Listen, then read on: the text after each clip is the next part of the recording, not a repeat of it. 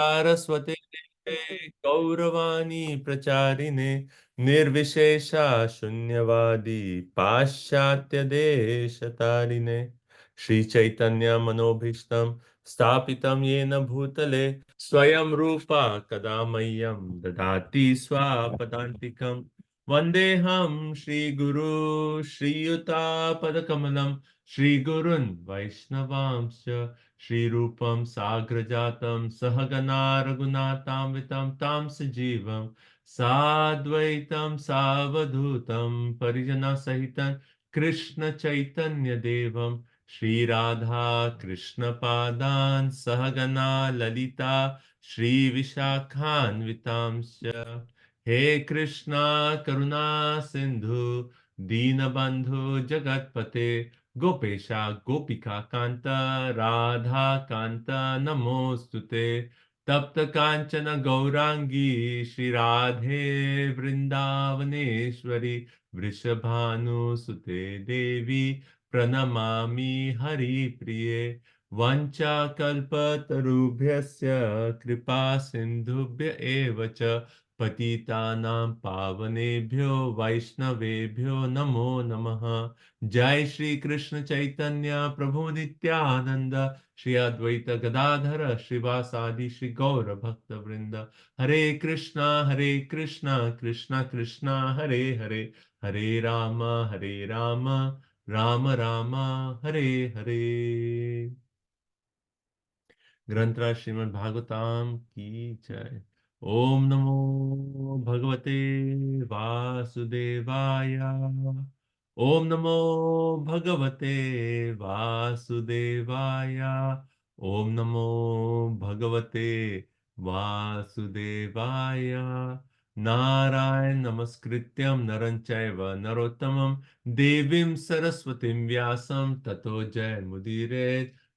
शृण्वतां स्वकथा कृष्णा पुण्य श्रवण कीर्तनम हृदयन्तस्त्वभद्राणि विधुनोति सुहृत्सतां नष्टप्रायेषु अभद्रेषु नित्यं भागवत सेवया भगवती उत्तम श्लोके भक्तिर्भवति नैष्टिकी।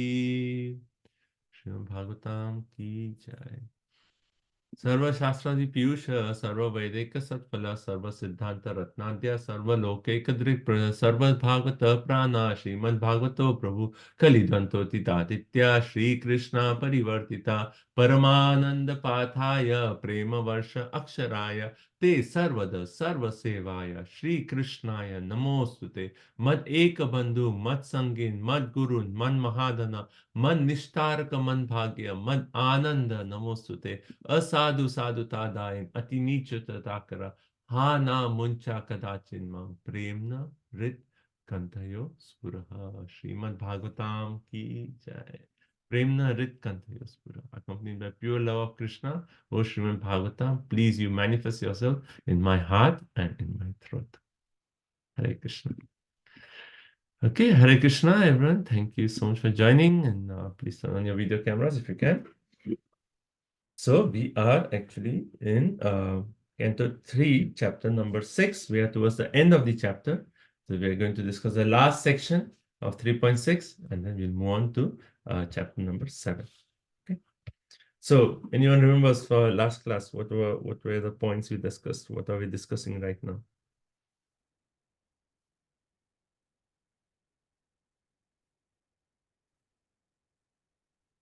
Go ahead. Someone would like to share? What's the main theme that we are discussing right now?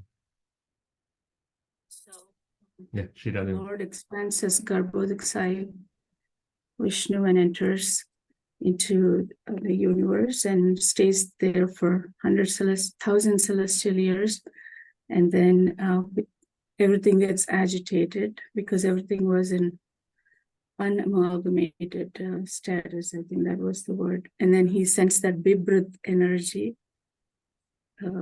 Nice. Go ahead. Then that is manifested in the form of Kali, time, right? Yeah, Kali, in the time.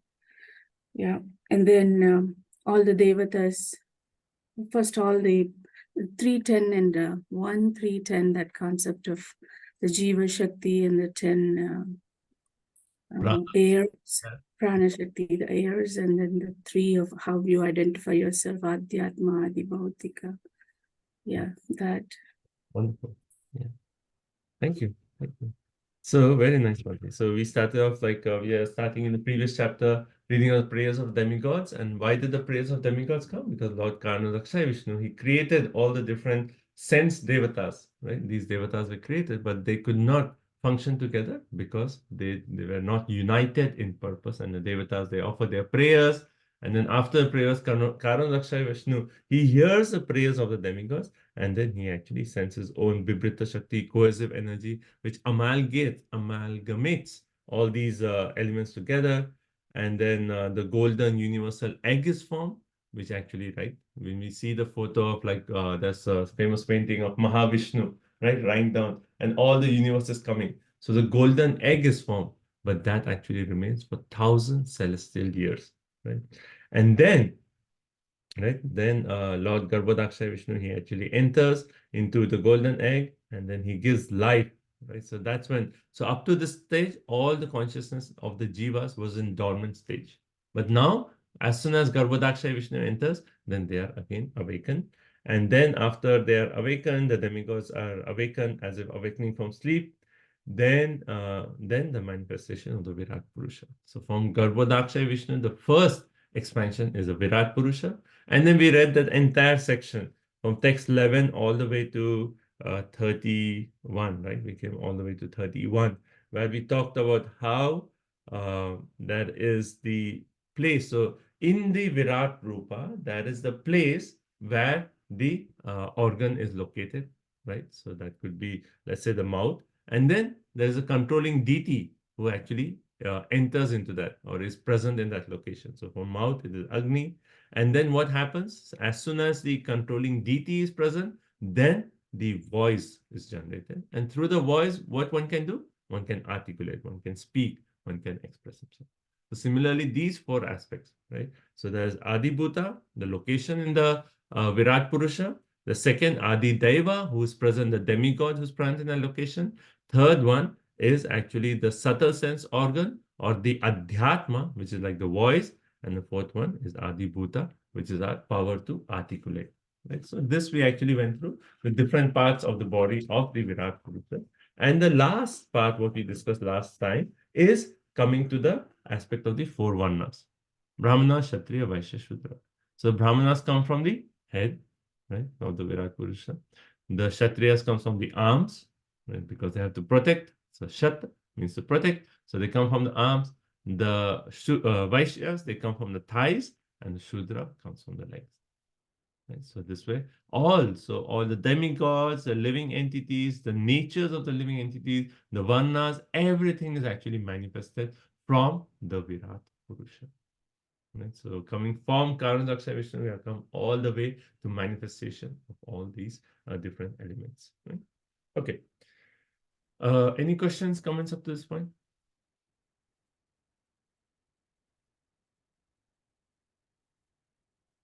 Everyone okay up to this point? I was thinking that in Bible it says that the man is made on the image of God. So I was thinking that just see how the Virat Rupas, the expansions that we just read. Brahmaji could say that, okay, so these are the things, these are supposed to do like this, and he made the man. How the Lord, I mean, the nose is supposed to smell. That's what we read. That, so actually we it's a say, perfect. yeah. Good. Yeah, that's it. Thank you. Thank you. So, we actually say like if you compare this to building of a house, so one way the architect is already done by the Lord himself. Virat Purusha is already giving the entire architecture, everything is there. Ingredients are already provided. What is Brahmaji doing? He has the design, he has the ingredients, just putting it in place. And hence you have 8.4 million species of life. So that is Brahmaji's task, right? That is all coming from the Lord himself. Okay. So we'll come later on in the next few chapters of how Brahma does this task and how Brahma actually, prayers of Brahma, etc. We'll read. Okay.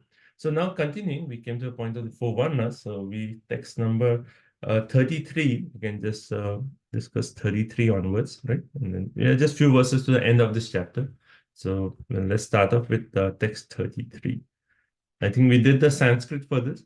So the main point in text number 33 is what? After discussing the four varnas, what does Sukadev Goswami make the point? Yad vritaya tushtate harihi. Right? Which is the other verse in the Bhagavata? 1 to 13. Starting, anyone knows? Ataha Varnashrama Vibhagasa. So all the Vibhagasa, Varna and Ashrama is what? Samsiddhir Haritosham. Atha Pumbir Dvijashresha Varnashrama Vibhagasa. Swanastisasya Dharmasya Samsiddhir Haritoshanam. So similarly, the same point here is why are all these Varnas created? Tushyate Harihi. Same point. To actually for the pleasure of the Supreme Personality of God, to satisfy the Lord. And how do all these varnas satisfy the Lord? By their mood of service. Right? So Prabhupada in his purport, he stresses on the aspect of service, the service attitude. What is the real constitutional position, occupation of every living entity? Is to serve. Right? Even in the introduction of Bhagavad Gita, Prabhupada makes this point that everyone's occupational duty is to serve.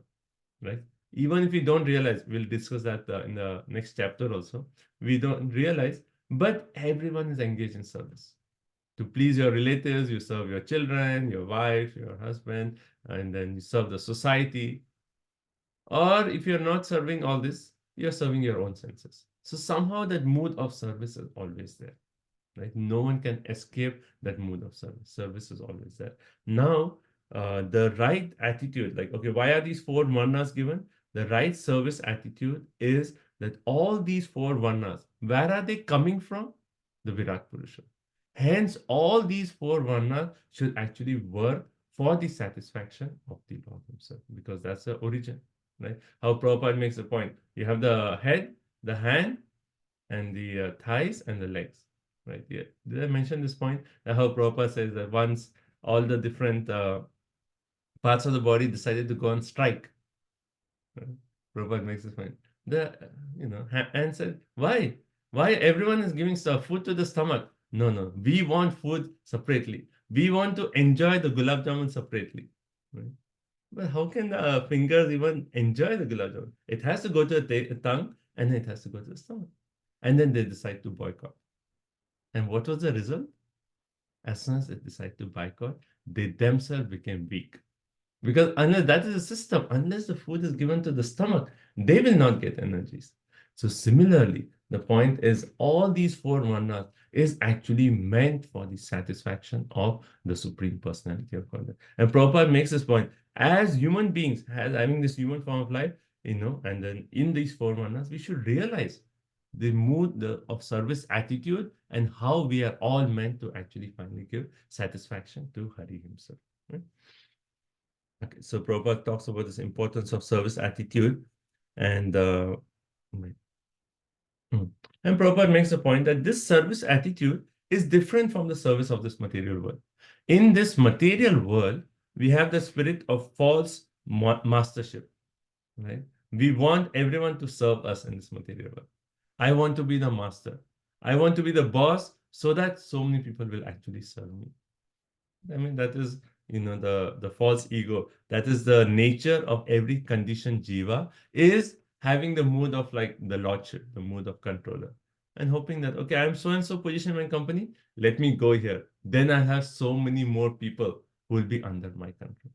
But it's not that kind of mastership or service. This service attitude is actually mentioned because Prabhupada says, there we are forced, like the people are forced to become a servant of their master. Like in company, you're forced because I have to pay my bills, I have to pay my mortgage, hence I have to take that position. But here the service attitude is out of love. Out of love. We are engaged in our varnas just in the mood of service attitude, out of duty, and then finally out of love. Right? Now Prabhupada makes an excellent point. He says it's actually better to be a Shudra than to be a Brahman. When would that be true? When a Brahmana has not developed a service attitude.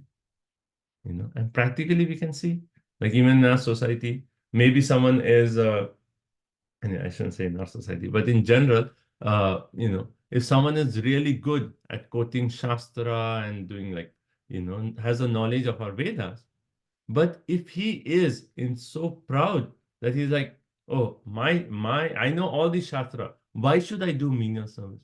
Why should I have the mood of service? If that pride is there, then who's better? He or a person who's a Shudra who's willing to offer any kind of humble service?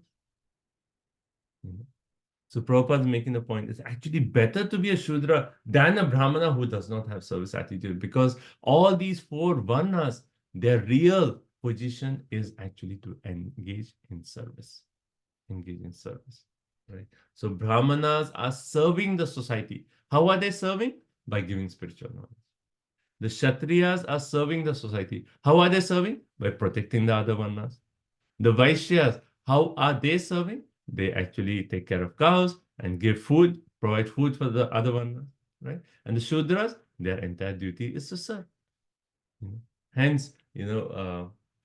So the whole point is about rendering transcendental service. So both, yeah, okay. Yes. And the last sentence of the purport Prabhupada says, even if one is not a perfect Brahmana, Kshatriya, Vaishya, or Shudra, but takes to the service of the Lord, not caring for the perfection of his social position, he becomes a perfect human being simply by developing the attitude of service to the Supreme.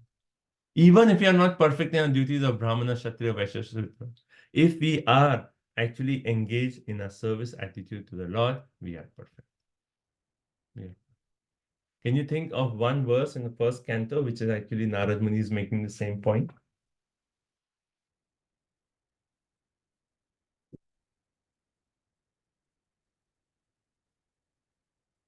One of the verses to memorize. First canto, 5th chapter. Are you meaning that verse that even the literatures who are not written in proper Two verses after proper that. Two verses after that. Yakta Swadharmam Charanambujam Hare. Right? So Narad Muni is actually making the same point. He says, even if, all the duties of a Varna and Ashram, Swadharma, right? Yakta Swadharmam Charanambujam Hare. Bhajan apapko tapate yadi. Yatra kwa vadra abuddhe amashatin ko vartha apto bhajatam swadharmata. Right? Because one who's even actually given up all these material occupations to engage in devotional service. And then even if he falls, what is the loss? On the other hand, if someone is doing all the duties of the 4 Varnas perfectly, but if he is not engaged in devotional service, then what is the gain? Right? So that's 1.17. Right? So same point, Narayana. So Prabhupada is actually saying, yes, Varnashram is important, but beyond Varnashram, what is important? Developing a service attitude to Krishna. So even if one is a perfect Brahmana, if he has not developed a service attitude, what is the use? Right? And so the whole point of Varnashram is to develop that mood of service. And that mood of service, as a Brahmana, Kshatriya, Vaishya, and Shudra, will finally elevate us to the position of service attitude to Krishna. Right? Jiver Swarupaya, Krishnera Nityadas. So it is that the Varnashram system is designed in such a way so we can develop our service attitude, finally to develop our service attitude to Krishna. Right? So you see how the Varnashram system is meant to elevate ourselves beyond our Naimitika Dharma to our Nitya Dharma. You see the connection? It's all about service attitude. Okay. Okay. Next verse 34. Did we do the Sanskrit here? Okay, we'll do the Sanskrit. It's a very nice verse. So let's start with 34 Sanskrit and then we'll go. So, okay. Purity should not steal my humility. Okay, right. Varna Swadharmena Yajanti Swagurum Harim Shraddhayatma Vishuddhyartam Yajjata Sahavrittibihi. Translation. all these different social divisions are born with their occupational duties and living conditions from the Supreme Personality of Godhead. Thus, for the unconditional life and self-realization, one has to worship the Supreme Lord under the direction of the spiritual master. Hare Krishna. Mhm. So this is again the conclusion of the section. So 34, Ete Varna Swadharmena. So all these Varnas have been described. Swadharmena, Dharma means what here? With their occupational duties. So if you're a Brahmana, this is your duties, right? This is your Dharma. What is it? Pathan, Pathan, Yajan, Yajan, Dana, Pratigra, etc. If you're a Kshatriya, what is your duty? So to protect, etc. Right? So all these Varnas are born along with their occupational duties. And then where are they born from? From the Supreme Personality of Godhead, right? So, and what is the purpose of all these Varna and Ashrama? Atma Vishuddhi Artham. Artham means purpose or meaning. What is the meaning or purpose of all these Varna and Ashram? Atma Vishuddhi, for the purification of the self. Right? So people engage in all these duties of Varna and Ashrama, but we forget what is the real artha of all these duties. And here, at the starting of the creation, when the Varnas are created, it's made, okay, this is the purpose why the Varnas are there. And the word is Atma Vishuddhi Artham. Right? So for the purpose of Vishuddhi means purification of the self or unconditional life and self-realization purposes. Now, having understood that the purpose of all the Varna, according to the Vidya Dharma, is for purification, what should one do? One should Yajanti. Yajanti means worship. One should Yajanti, worship Harim, right? The Lord Hari. But how should one do? Yajanti Swaguru. Right? So one should worship Lord, the Supreme Personality of Godhead, under the direction of Guru, spiritual master. And how should one do it? Shraddhaya, with faith and devotion. Right? So understanding the purpose of all these, artham of all these varna and ashrama, which is Vishuddhi, Atma Vishuddhi, purification, one should actually, yajanti, one should actually worship the Supreme Personality of Godhead under the direction of a Guru with Shraddha, with faith and devotion. Right? Okay. Nice. Okay, so this again, Prabhupada talks about this mood of service here, right? The human form of life, they are supposed to know that the purpose, what is the artha of this varna, right? You know, it's the reason in India, Varnashram got corrupted is because all like Brahmana, they actually said, okay, we are entitled for so and so, hence we deserve so and so. As soon as you think you're entitled, you deserve so and so, then immediately there is a mood of domination, the mood of pride, right? And as soon as there's a mood of pride, then that takes away the service attitude, right? That destroys the service attitude. Hence, the mood started exploitation. Oh, Brahmanas are the only ones who can do this. You cannot do this. So stay away, right? Even during Lord Chaitanya Mahaprabhu's time, it is described that how when Chaitanya Mahaprabhu was there, at that time in Navadvip, right? In Navadvip, there were actually Brahmanas who were like so puffed up that even if a Shudra actually walked and the shadow of the Shudra touched the Brahmanas used to actually curse them. Hey, why are you doing this? How can you walk close to me? Your shadow has touched me and contaminated me. You know, so that kind of mentality. And because of that, the entire Varnashram system got corrupted. But the main point is so nicely established here that it is developing the mood of service. So even Brahmanas, even we are sharing knowledge. Our mood is we are doing this as a service for the other one. Right? Okay, and further, Prabhupada makes a point. Right, he actually makes a point: conditional life. Right. Right. He talks about the Mayavadi concept that how he talks about how can the conditioned jivas, they come under the impression that we want to become the master, and all that way it comes all the way to I want to become the Lord, right? It comes all the way to I want to become the Lord. Prabhupada says, how can the Lord come under the influence of Maya? Every jiva here in this material world is actually contaminated, and hence there is a need of purification under the guidance of a Guru, a Vaishnava Guru. Right? So this Prabhupada concludes and saying, the only self-purifying process mentioned herein is to worship the Lord under the recognized method, under the guidance of a bona fide spiritual master. So even if you consider entire Varnashram, what is the purpose finally? The only self-purification process is to Yajanti Hari, under the guidance of Guru, right? Finally, that is the conclusion of all the Varnas and Ashrama. Okay, so that concludes this entire section. And now we'll come on to the last section of this chapter. So Maitreya Rishi has actually one way explained Vidura's first question. What was the first question? He asked so many questions. But what was the first thing that Vidura said? Please start off with what?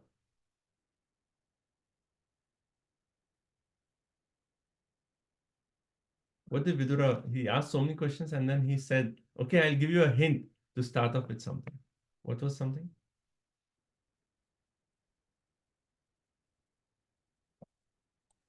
Start with Purushavatara. Purushavatars. Yeah, that's what I was thinking. Start with Purushavatara. And hence, he actually explained about Karunadakshay Vishnu and then Garbhodakshay Vishnu. Right? He's talked about this. Now, there are so many other questions, right? But, okay, we'll come to that point. I'll make that point later in the next chapter. But right now, after explaining up to this point, then Maitreya Rishi is actually feeling unworthy. Like, I am so insignificant. How can I describe that unlimited glories of the Lord? So the next few verses, he actually expresses his mood of humility and saying that I am not capable to describe this, but still I'm doing it. Why? That we'll read in this last section. Okay.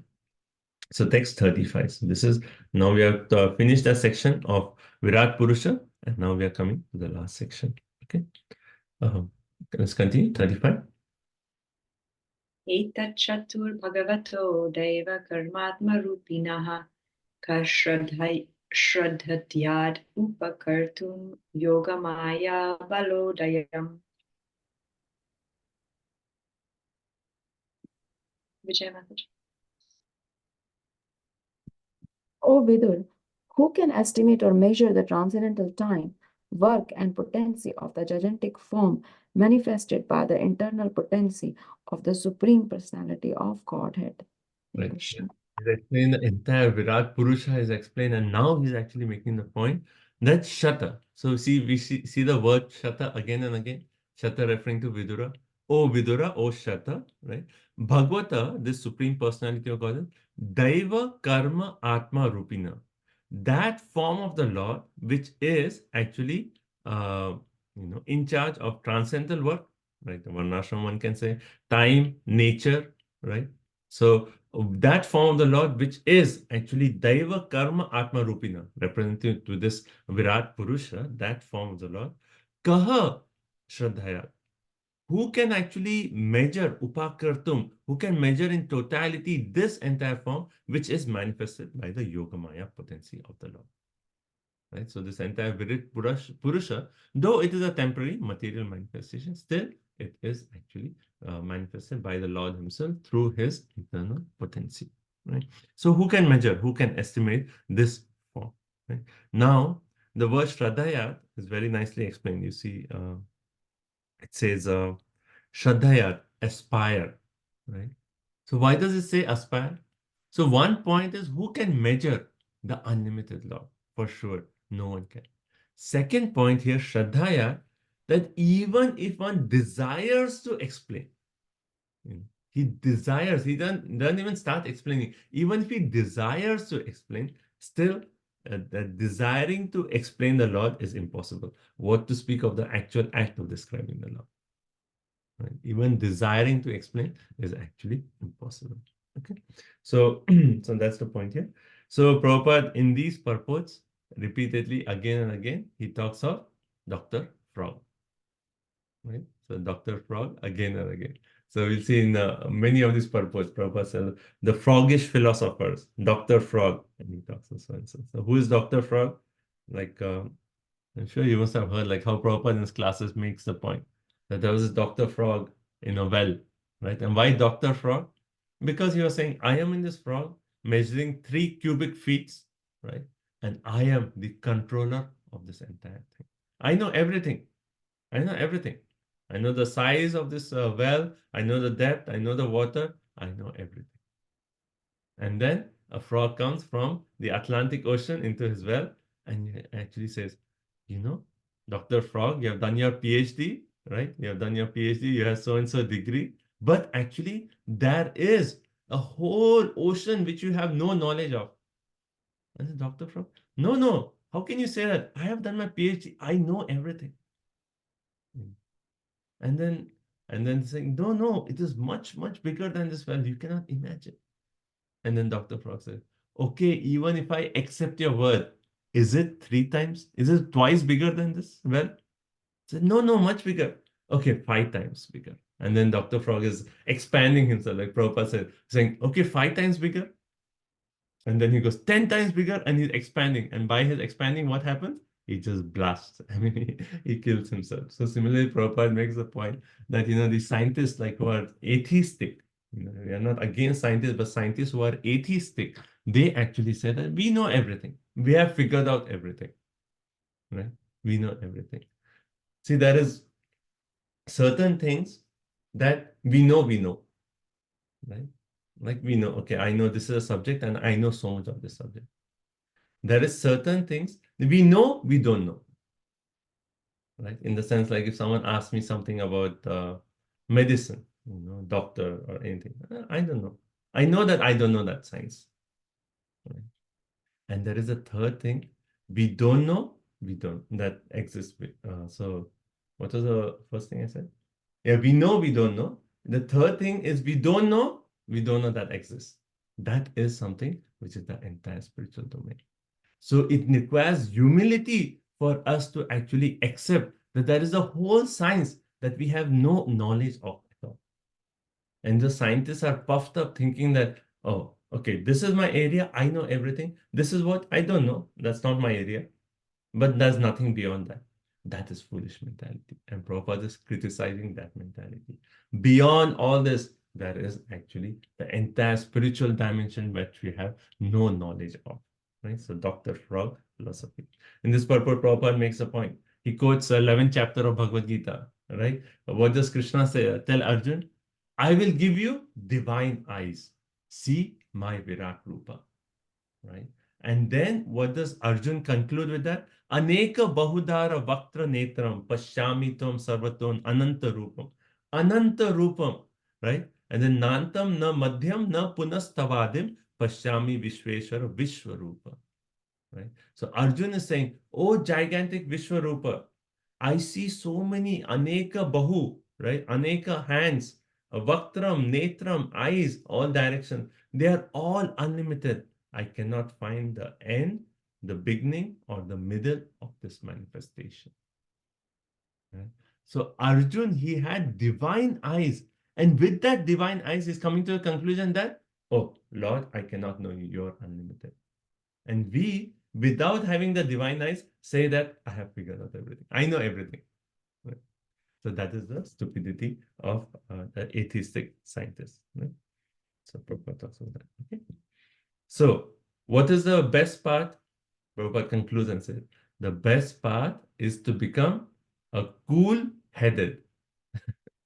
So as you see, Prabhupada use a word.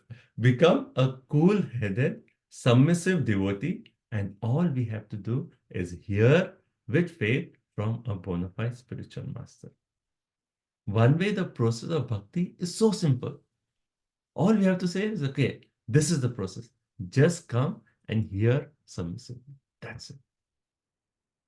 But then our false ego comes, our false, pride comes that, why should I hear? Like when I was doing my PhD, there was this one person, like we were studying together. And so once I invited him to one of the Bhagavad Gita classes.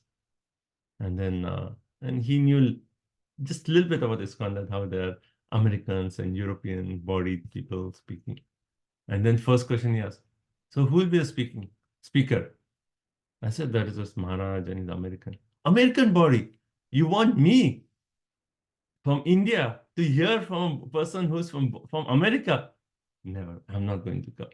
No.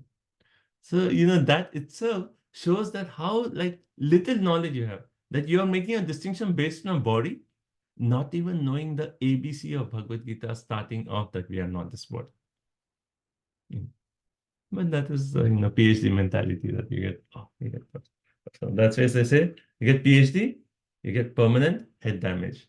Why? Because you get puffed up, right? And as soon as you get puffed up, then everything goes up, right? So Prabhupada says the best path is to become a cool-headed, submissive devotee and just give to this process of hearing from a bona fide spiritual master. Right? So beautiful. Okay, so I see 2 hands. The questions? Anunati Mati, you have a question? Yeah, Hare Krishna Prabhuji. I thought a gigantic form is from the external energy, right? It gets like it's an imaginary form. And here I see 2 things. The translation it says manifested by the internal potency, Yogamaya, and that's conflicting, right? I don't know. It says external energy in the same purport, under the illusion of the Lord's external energy. And in the translation, it says it's Yogamaya's internal potency. Where does it say external energy? Here, Prabhuji, bottom of the purport. Oh, the story is Under applicable. the illusion of the Lord's external energy in the It's but perfect. gigantic form is already like it's a temporary. Internal energy cannot be annihilated, right? Internal potency is like eternal. Okay, so the point is that even this Virat Purusha, where is it coming from? First expansion of Garbhodakshaya Vishnu. Right. Garbhodakshaya Vishnu is non-different from the Lord. It's direct an avatar, like a Purusha avatar, right? So certainly Garbhodakshaya Vishnu is actually a direct incarnation. So that's Vishnu Tattva is direct internal potency of the Lord. Now, what is external potency? Like we have made the point how the Lord does not directly interact with the external potency and he just glances over. So as soon as you go into the aspect of Maya, not Yoga Maya, Mahamaya, then you're talking of external potency. Right? So when Prabhupada says the story is applicable to mental philosophers who under the illusion of Lord's external potency. Now we are under the illusion of Maya. So that is Mahamaya, the Lord's external potency. But the Virat Purusha, all the expansion of the Lord, though Virat Purusha is temporary, it is not an eternal form in the spiritual plan. It is still a manifestation of the Lord, just temporarily appearing for this purpose of this material creation. But still, it is an internal potency of the Lord. Right? How can the Lord expand himself as external potency? That is just through his glance. He's interacting with one of his wives, right, which is Maya Devi, through a glance. So that aspect is external, right? That aspect is the external potency. So hence when Prabhupada says, under illusion of a Lord's externality, who is under illusion? Can the Lord be under the illusion? There's no question. The Lord is always connected with his own internal potency. Every expansion of the Lord is actually under the internal potency. Right? So now if you consider the expansion of the Lord as us jivas, because we are marginal, like we are minute, we have a choice. Either we want to select internal potency or external potency, right? Because we are marginal, because we have the same nature of the Lord. So we have a choice, we are marginal.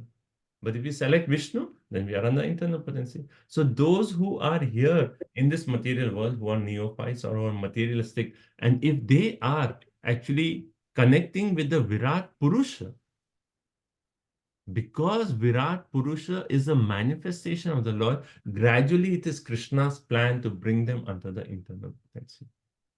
Otherwise, if the Jiva, which actually, if the Virat Purusha, if you say external potency, then that's Maya. How can the Lord's form be Maya? As soon as you say the Virat Purusha is Maya, then that is Mayavadi philosophy. So Lord's form cannot be that of the external potency. It has to be internal potency. Though it is temporary. We accept. It is temporary. It is just manifested here for the purpose of creation and for us to actually, for neophytes to connect to the Lord through this aspect. Is that okay, Martin? So laws Yeah, yeah, can never be external potency, right? It is only reflection, right? It's okay, Mataji? yeah. Thank you, Prabhuji. Hare Yes. Krishna. Anyone else would like to add or explain? Mataji didn't look convinced. Are you convinced or not? Yeah, I understand your explanation, Prabhuji, but we read so many times that this is temporary, this is an external manifestation. So that's I mean, this material world, when you consider Maya Devi, these elements are external manifestation. But the manifestation of the Virat Rupa, that is internal potency of the Lord. yeah. Thank you, Prabhuji. Okay, Vijay Mataji, you have a question? Prabhuji, what you said, the 3 points. First, I just got it. We know that we don't know. No, we Then know, we next. know. We know, right? So you're a physics professor, I know physics, right? So we know. Second is, we know, we don't know. Maybe you don't have knowledge so much of chemistry. So I know that you don't know chemistry. But there is something beyond all that we don't know, we don't know. Like, if someone atheistic, like he may not even know that, oh, that is the entire spiritual world. He has no idea that knowledge even exists. And they actually say that for, most of us, if you consider the entire knowledge as a circle, right? We know is like a small piece in that entire circle. We know we don't know is also like a small slice in the entire circle. The rest of the circle is we don't know. We don't know that this knowledge even exists beyond us. But Prabhupada's books are actually giving, everyone can imagine a circle, a small place here, a small slice here. Everything else is we don't know. But Prabhupada's books are giving us that entire aspect of the circle we don't know. Now we are coming to know by mercy of Srila Prabhupada. Okay. So next sloka, Thank 36. you so much. So what should we become? Become a cool-headed, submissive devotee. And just hear Harikatha. That's it. That's our perfection. Okay. 36. Tatapi kirtayamyanga yatha mati yatha shrutam kirtim hare swam satkartum giram anyabhidhasatim. Very nice verse. And very important verse also. Please go ahead. Hare Krishna. Translation. In spite of my inability, whatever I have been able to hear from the spiritual master and whatever I could assimilate, I am now describing in glorification of the Lord by pure speech. For otherwise, my power of speaking would remain unchasty. Hare Krishna. Tathapi. So one may say, you're saying that how in the previous verse he made the point that who can actually describe the unlimited Lord? It is indescribable. Indescribable. Who can describe it? Unlimited glories of the Lord. Then should I not describe? No. Why am I doing it? And he actually says, Tatha, therefore, api, although I am not qualified, I have no ability to describe kirtayami. I am still doing it. Why are you doing it? And then he actually said, Yatha mati yatha shrutam. So you can memorize this one phrase. Yatha mati yatha shrutam. Yatha mati yatha shrutam. What does this mean?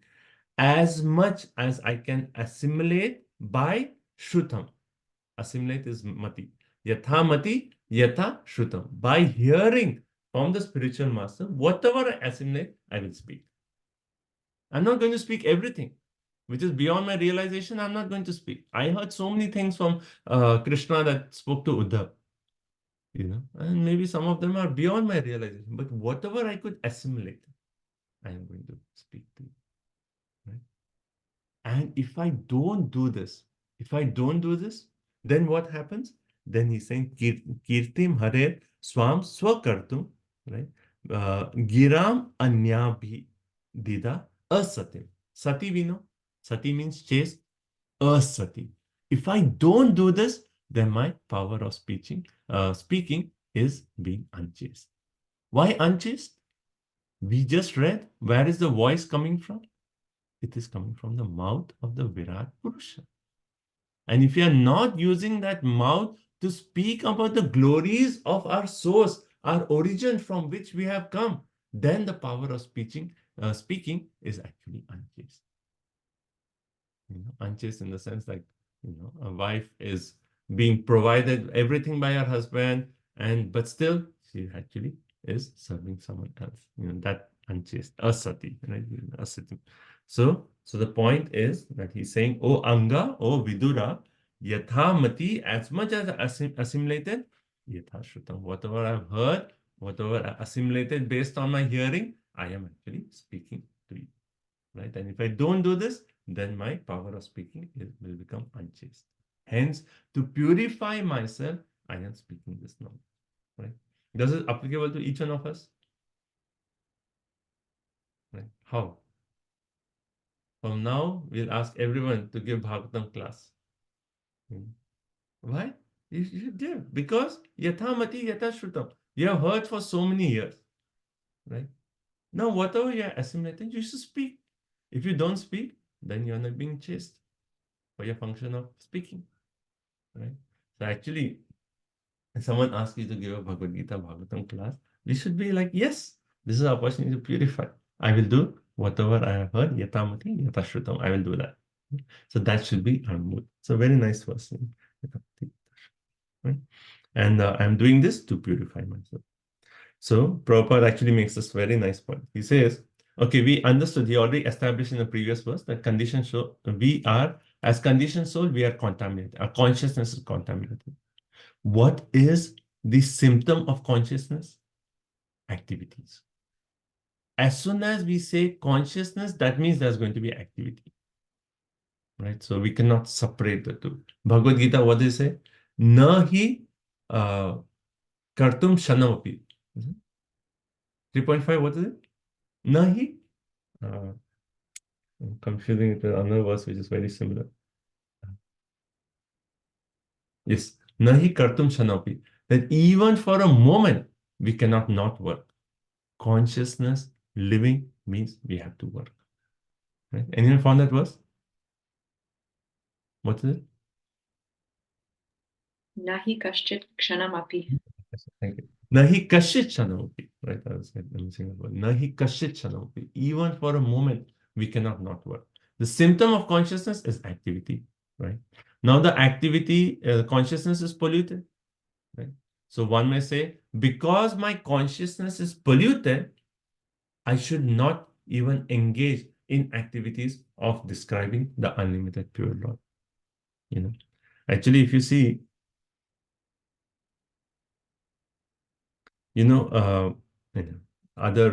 some other religions, they actually make this point. Actually, to specific Muslims, they actually make this point. They say the Lord is so beyond us, so transcendental to us that we cannot describe him. So all we can say, oh God, you are great. But beyond that, we are not capable of describing. Hence, we will not describe. Right? So hence they actually say, oh, we cannot accept the form of the Lord, glories of the Lord, nothing. We just accept Lord is glorious. That's it, full stop. Beyond that, we cannot describe. Right? But that understanding is actually, this verse is actually making the point. No. First, we understand the Lord is great. And even though our consciousness is polluted, but to the extent we are receiving the pure knowledge, just speak. Because by activity of speaking, then the consciousness will get purified. Otherwise, how will the consciousness get purified? See, consciousness means activity.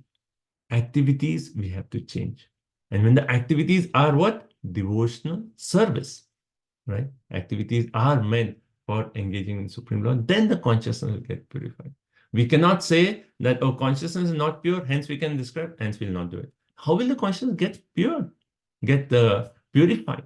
It is through the activity. Hence, we have to speak. Right? So purification can be achieved by purifying our activities or engaging in the activities of pure consciousness.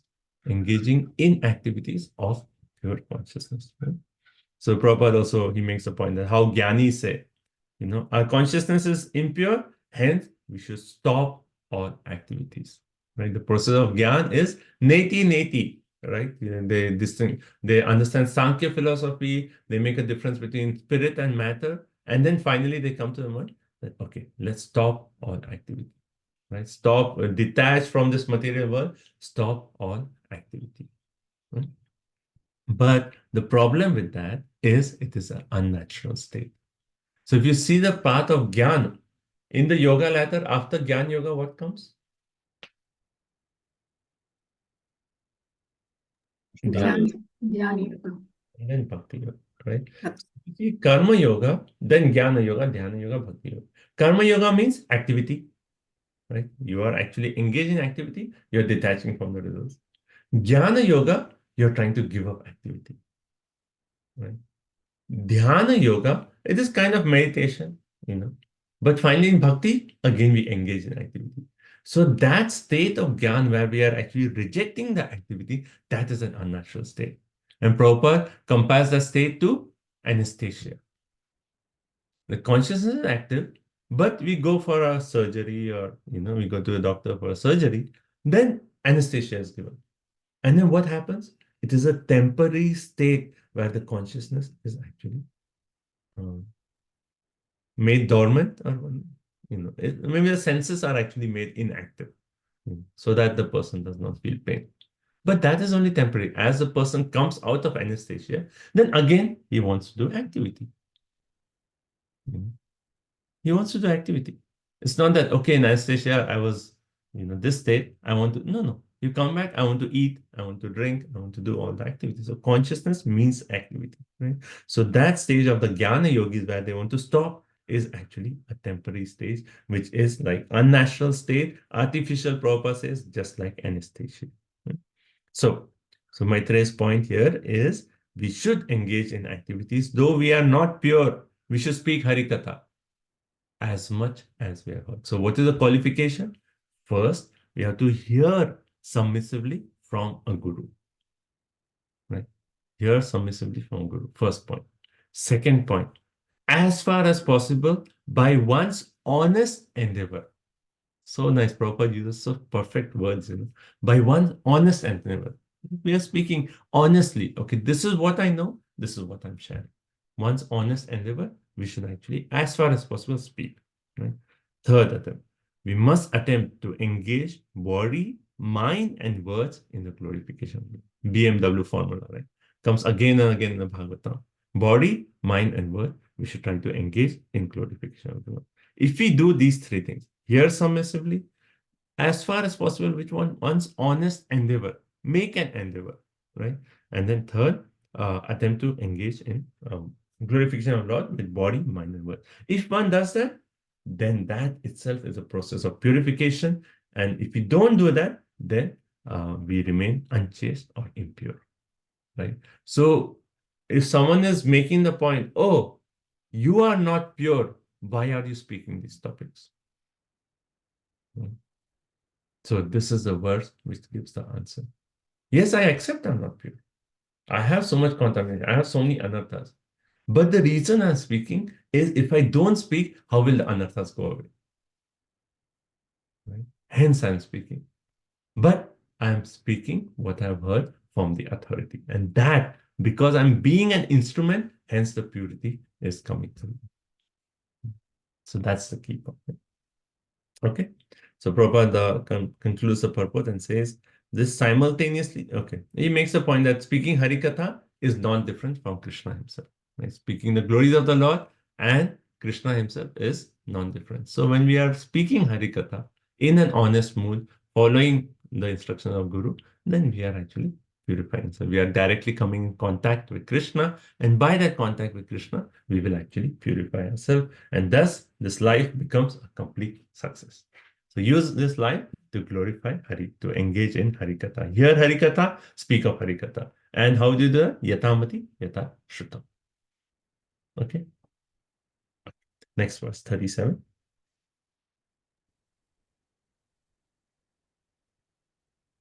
Ekantalabham vajaso nupumsam shushloka. Ekantalo labham vajaso nupumsam shushloka moler gunavadamahu. Shrutescha vidvadbhir upakritayam Katha sudhayam upasamprayogam. The highest perfectional gain of humanity is to engage in discussions of the activities and glories of the pious actor. Such activities are so nicely arranged in writing by the greatly learned sages that the actual purpose of the ear is served just by being near them. Mhm. So now, having made the point that everyone should hear in speaking Harikatha, hearing Harikatha, now he's saying Ekanta. This process is one which has no comparison. This is the highest perfectional gain for the entire humanity, is to do what? To hear and speak Harikatha. There is no other comparison. Everyone, this is the perfection, right? Ekanta, particularly the Eka-anta, no comparison, labham, no comparison to the gain which we get by discussing Harikatha, right? And then he actually makes the point, Gunavada. Prabhupada elaborates on the purport. Gunavada means it is actually above the three modes of material nature. The glorification of the Lord is transcendental. It is Harikatha. So as soon as we do it, we are actually raising ourselves above the three modes, coming directly in contact with the Lord, right? Then further he says, Katha Sudhayam. So this nectar, in the nectar of such transcendental message, Upa means what? Like Upanishad. What does Upa mean? Being close. Being close, right? So Upa Sampra Yoga serves the real process, being near to it. So real purpose of a year or the real purpose of our existence is served by being close to hearing Harikatha, or basically hearing Harikatha. So if we do that, then our purpose of life is actually served. And then how do we hear Harikatha? Then it says, Vivad Bihi Upa Kritayam. So learned sages, they have already compiled this Katha Sudhayam. They have already written all this. So all you have to do is hear from them. And by hearing from them, our purpose of life, our perfection is achieved, and you can get that ekanta labham, right? You'll get the highest perfection. So Prabhupada makes the point, how impersonal is they are afraid of hearing Harikatha. They say, oh, if we hear about Krishna playing with the Gopas, then we will be engaged, we will be interested to do the same mundane activities. Hence, we don't want to hear. That is the fear of the impersonalists. But they don't realize that hearing Krishna's playing with the Gopas or Gopis, that is transcendental. Like how in the 10th canto, when he's describing our Ras Leela, that's the verse that concludes as saying, by hearing this Ras Leela, one will get free from lust. And one will say, like, how is it possible? You're talking of Krishna and the Gopis. Isn't that increasing our lust? No, no. Because it's transcendental, it will actually purify us of our lust. And what is the proof? Sukadev Goswami himself is nourishing those topics as the highest perfection of the entire Srimad Bhagavatam. He is talking of the Rasa Leela. Lord Chaitanya Mahaprabhu, who actually, as a sannyasi, like actually women never used to even come close. If they had to offer obeisances, offer from a distance. That was the strictness of Lord Chaitanya Mahaprabhu. And what was he meditating on? Finally, meditating on this highest aspect of Krishna's pastime with the gopis. So that itself proves that these activities of the Lord are completely transcendental, right? Transcendental. So impersonal, if they're saying that, oh, if I hear this, Krishna and the gopis, then I am getting material lust, then you have to say that, okay, these are transcendental. So hence the word Gunavada. Certainly you have to be qualified, right? Unless you hear Bhagavad Gita, you cannot hear the higher topics. So step by step, but all these topics are transcendental. Right? And Prabhupada says like how, our acharyas have explained this text so nicely. And Prabhupada concludes and says, Srimad Bhagavatam is one such great literature, and highest perfectional state of life is attained simply by hearing and reciting its contents. So every day, every week, Sunday morning, 7 to 9:45, we are spending here. What are we doing? This, just hearing Harikatha, reading Srimad Bhagavatam, this is the Ekanta Labha, the highest perfectional stage of life. Okay, next verse 38. Atmano vasito vatsa mahima kavina adina Samvatsara sahasrante dhiya yoga vipakkaya. O my son, the original poet, Brahma, after mature meditation for 1,000 celestial years, could know only that the glories of the Supreme Soul are inconceivable. So basically here he's giving the example of Brahmaji himself. It says, Kavina Adina. Who is the original Kavi? Brahmaji himself, right? So Kavina Adina, the original Brahma, what did he do? Samvatsara. Sahasrante. So we already read this in second canto. We'll read further also now in third canto and next few chapters. He actually did meditation for 1,000 celestial years. And then what was his conclusion? His conclusion was the glories of the Lord cannot be described. They are inconceivable. They are actually beyond. So here he's saying, Dhiya, by his intelligence, he came to the yoga vipakkaya, the matured conclusion, through his mature meditation, he came to understand that the mahima of the Lord is avasitaha. Avasita means inconceivable. Inconceivable, right? So Brahma, after 1,000 years, he's coming to the conclusion that the glories of the Lord is inconceivable, is inestimable, it is, unlimited, right? So that is his conclusion. So if Brahmaji is coming to the point, then who are we? Like again, Prabhupada, what in the purport, he says what? Dr. Frog. Froggish philosophers. That is like the theme here, again and again, froggish philosophers. Right? So they want to understand the Lord by mental speculation. But the devotees, who are to some extent in knowledge of Supreme Lord, admit that the glories of the Lord is inestimable or inconceivable. Right? Now, the people, when we actually say, oh, the glories of the Lord are inestimable, inconceivable, then the atheists will say, then why are you describing it? Why are you describing it? Right? And again, going back to the same point, that unless we describe, how will I purify myself? Unless I come in contact with Krishna, how will I actually purify myself? Right? And Prabhupada calls Brahma Samhita, Panthastu Koti Sat Sata Vatsara Sampragamyo Vayo Ratapi Manaso Muni Pungavano. He actually says that even if mental speculators, they may fly through the sky of speculation at the speed of the mind. They may go through this entire sky of speculation, the speed of the mind. Still, they will not be able to understand the glories of the Lord, not come in touch with the glories of the Lord. On the other hand, what should we become? A cool-headed devotee, submissive devotee, and just hear Harikatha. And that's it. Right? Okay. And then in this purport, Prabhupada actually quotes the verse, Satatam Kirtayam Tamam Yatancha Drida Vritaha. Oh, okay. Mahatmanas tu mam partha daivim prakritim ashrita. So Arundhati Mata, you're making the point. What is daivim prakriti? What is daivi prakriti here? So that is the internal potency of the Lord.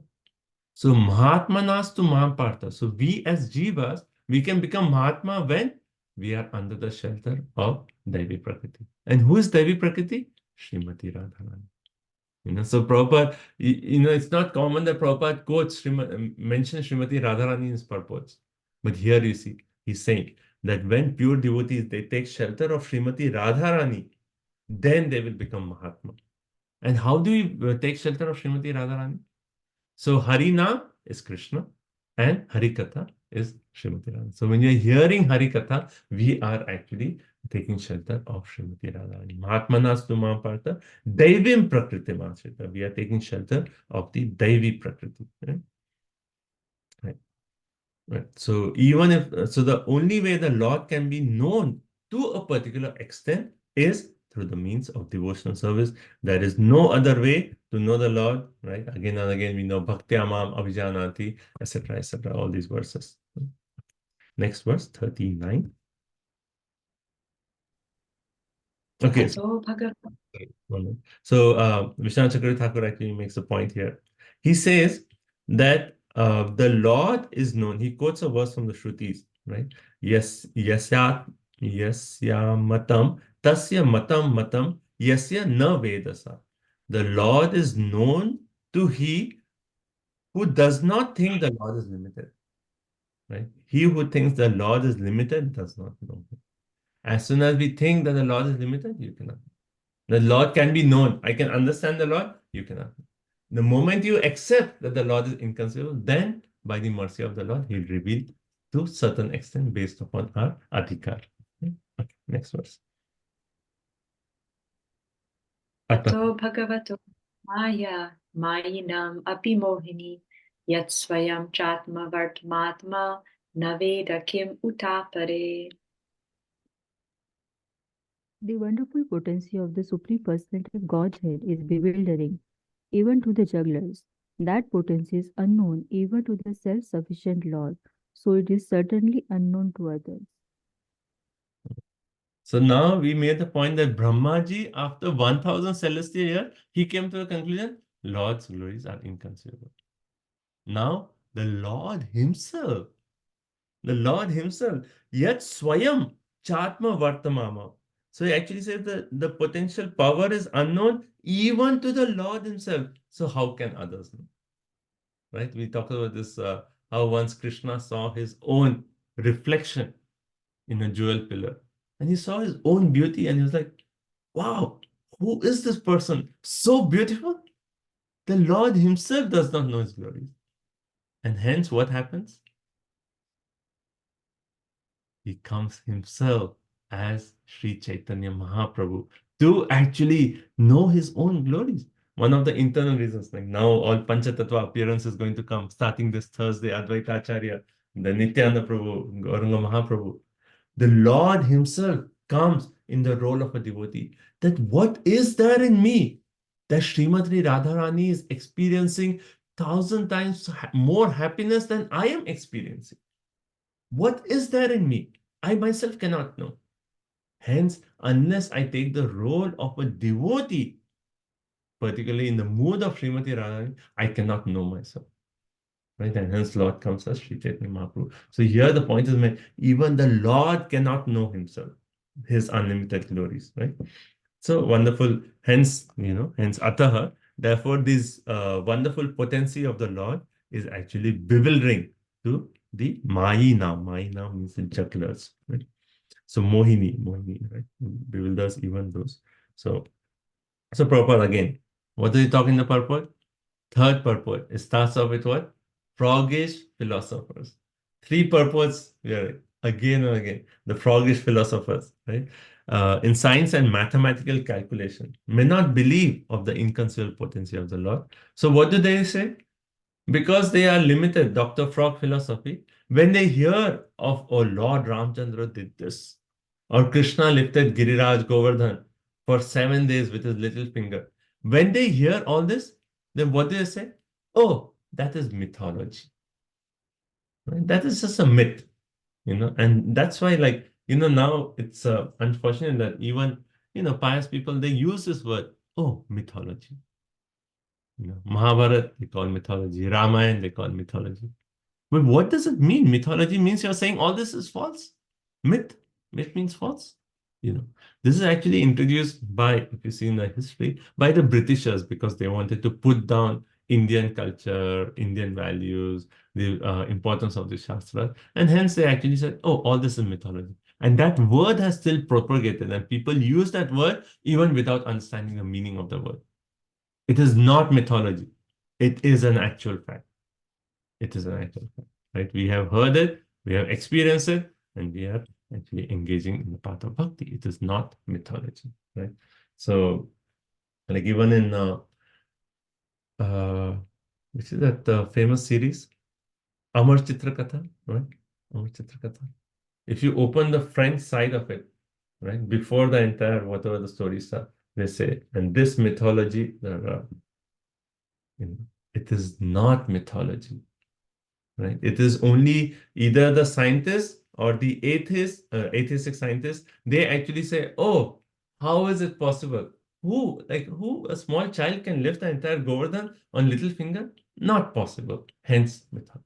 But no, it's not mythology. We have full faith that yes, the Lord is inconceivable. His glories are inconceivable, and He can do everything. Right? What is impossible for the Lord? Right? So Prabhupada again makes a point. He says the faithful devotees, simply by appreciating the wonderful jugglery of the Lord, right? They are actually set free. For us, the mental speculators, they actually calculate, oh, this is so and so, and then we'll go to the moon, we'll do this, spending so much effort. But a faithful devotee, all they have to do, appreciate the glories of the Lord. Appreciate the jugglery of the Lord, right? Jugglery of the Lord, like magic. And what is the jugglery of the Lord? And Prabhupada gives the example. Like we know the story of the cobbler and the Brahmana, right? Everyone knows the story. Right? How Narad Muni was going, and then he came, Brahmana, he saw a Brahmana who was like perfect, morning, like all the 3 Sandhya and all the things. And he saw, and then the Brahmana asked, oh, Naradji. And this is pranam and said, where are you going? I'm going to Vaikuntha. Can you ask the Lord, when will I come back? How soon can I come back? Right? And he said, okay, I'll ask. And then he goes further. He sees a cobbler, right? And the cobbler actually again asks, Narad Muni, you're going to Vaikuntha. Can you ask, how soon can I come back? Right? And then the Lord, Narad Muni goes to the Lord in Vaikuntha. He asks, oh, I met this Brahmana, I met this cobbler. And both of them are wondering, how soon can they come back? And then what did the Lord say? The cobbler, immediately. Next lifetime, back home. The Brahmana, it'll take a long time. Narad Muni was like, what? Brahmana, he's doing all his Gayatri mantra, all his perfect chanting of mantras. He's doing all the yagya, swaha, this and that. He'll take a long time. The cobbler, which is considered very low, he's fixing shoes. He will come back next lifetime. How is it possible? Right? And what did the Lord say? Just do this one thing. When they ask what I was doing in Vaikuntha, just tell them that I was taking an elephant and putting it through a hole of a needle, in and out.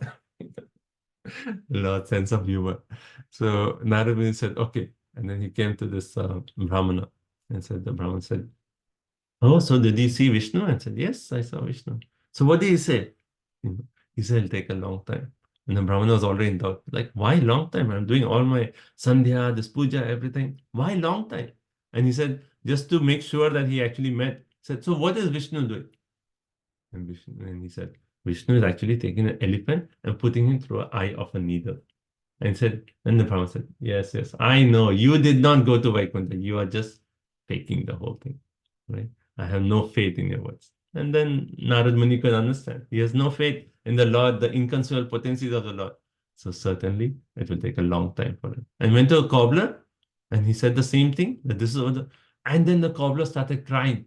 Oh, see my Lord, how he can do the entire elephant through an eye of needle, how he can do all these inconceivable activities, so glorious in my Lord, and he's crying tears. And Narad Muni said, yes, back to God. But he asked the cobbler, how can you believe that the Lord can do this? And then what did the cobbler say?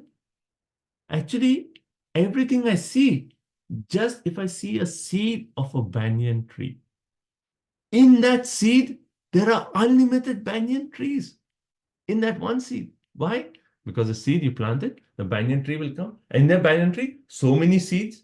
And each seed, so many trees. If the Lord can put like unlimited banyan trees in one seed, which I'm seeing every day, then why can't the Lord put an elephant through the eye of a needle? Right? So that is the point. Just that having that faith that the Lord can do anything and appreciating the wonderful jugglery of the Lord. That's it. That will free us. That will qualify us to go back home, back to God. So we don't have to engage in all these mental speculation. Just be a cool-headed devotee and be submissive and hear and glorify, have faith and glorify the Lord.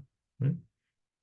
Like how in Chaitanya Charitamrita it says about Stavara Janma Dekhe, Na Dekha Tara Murti, Sarvatra Hoya Nija Ishtateva Spurti. Right? What does it say? A saintly person, advanced devotee, he sees Krishna 24 hours a day and nothing else. As far as movable and inert things are concerned, a devotee sees them all as energies of the Lord. So everywhere he sees a seed and say, oh, this is Krishna's jugglery, how he put the entire tree inside the seed.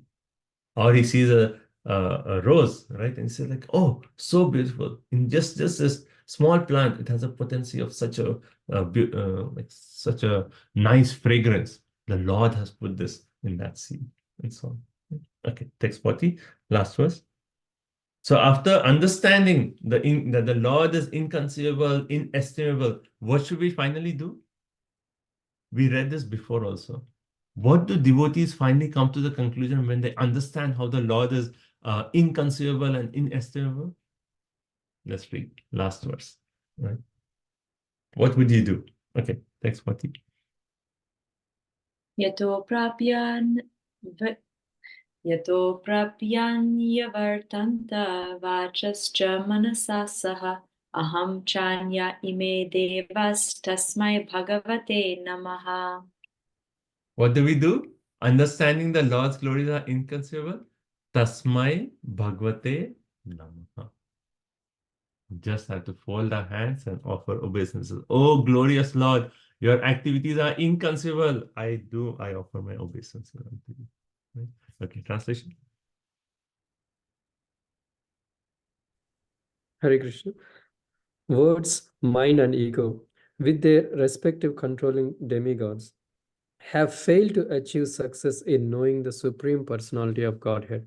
Therefore, we simply have to offer our respectful obeisances unto Him as a matter of sanity. Hare Krishna. So the word that Vartanta means cease to try. Okay, so who ceases to try? Knowing that aprapya, that the glories of the Lord are unable to measure or unlimited. Who ceases to try? And then he said, Vachaha, Manasa, and then Devaha.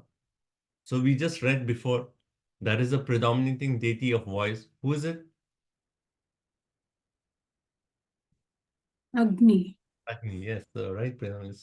So even the demigod who is in charge of the power of speech, right, Agni Dev himself, he actually retreated back. He said, I cannot describe the glories of the Lord. I am actually the predominating deity of all the speech, all the words that are spoken. I am the predominating deity. I am, sir, I'm stepping back. I cannot describe the glories of the Lord. That's first thing. Then second point, the words emanating from Brahma's mouth, along with his mind, retreated. Rudra, the presiding deity of Ahankar, and Devatas, they all retreated. So all the demigods we are talking of from the Virat Purusha, everyone, they actually stepped back. Right? Step back. Why? Because they could completely comprehend that they could actually understand that the sweetness of the name, form, and pastimes of the Lord, there is no end to it. Even if we like continuously describe the words of the Lord, it is insufficient, and hence we actually step back. All we do is we actually give up the effort of just mental speculation. We actually just surrender to the Lord. Tasmai Bhagavate Namaha. Right? So that's the conclusion of this chapter. So Vachaha, Manasaha, Aham. So the why, the words, the mind, the ego, they cease to try along with their respective demigods. And then they fail to achieve success and describe the glories. Therefore, I just offer the obeisances to the Lord as a matter of sanity. The matter of sanity is Prabhupada, that's that point. Okay.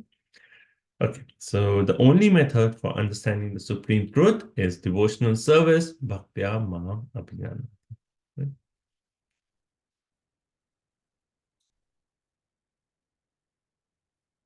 Okay. So that ends chapter number 6. So let's take quick comments, reflections, and we'll start off with chapter number 7. Hare Krishna, Prabhuji. Prabhuji, in the purport of text 36, in the second paragraph, Prabhupada is writing, and that but I like a lot. The glorification of Lord is not a product of research, but the result of hearing submissively from the authority of the spiritual master. Yatha Shruti. Yes, very nice. Thank you. Hare Krishna, Prabhuji. Most important thing that struck me was the always be a cool-headed, submissive devotee. So, thank you. Thank you so much. Thank you. Cool, Heather. Yeah, yeah, good. Prabhu, how can we understand cool-headed, Prabhu? Like cool-headed, like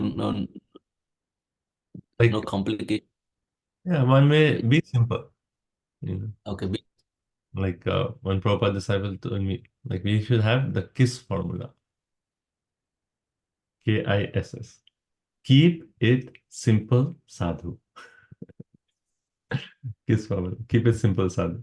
You know, just be simple and just say, okay, all I have to do is to hear from the devotees. All I have to do is to glorify the devotee. Be cool-headed. In the sense, like, don't become, why is Prabhupada saying cool-headed? Don't become like this atheistic scientist saying that I will figure out everything. I know, I have that. No, be submissive.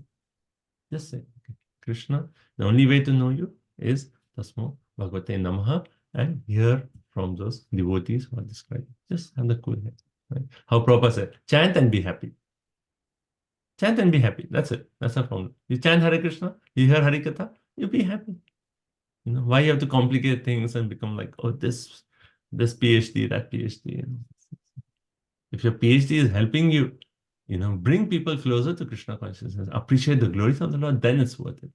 And that's why, like, you know, scientists like this and Newton, I've talked about this earlier, Albert Einstein, all these great, they actually said, like how Newton says in the book, if my entire book, the main book of Mathematica, it says like if entire book is actually bringing people to appreciate the glory of the Lord, then I'll consider my entire effort successful. So that is a real scientist. So have a cool head, accept the glories of how the Lord is unlimited, and just hear Harikatha. Chant and be happy. Keep it simple. Hare Krishna Prabhuji. In the text 33, so much focus on the service. I really like that our real constitutional position is to be the service of the Lord. If we are not serving Lord, we are serving our senses. And also we can become a better person, human being, by simply developing that attitude of service to the Lord. And the whole point of everything, Varnashram Dharma, is finally to develop our service attitude. Anything we are doing in bhakti is finally to develop our service attitude. So, yeah. Thank you. I also liked the point where in the same purport he says it is better to be a Sudra than to be a Brahmana and not develop the service attitude. Okay.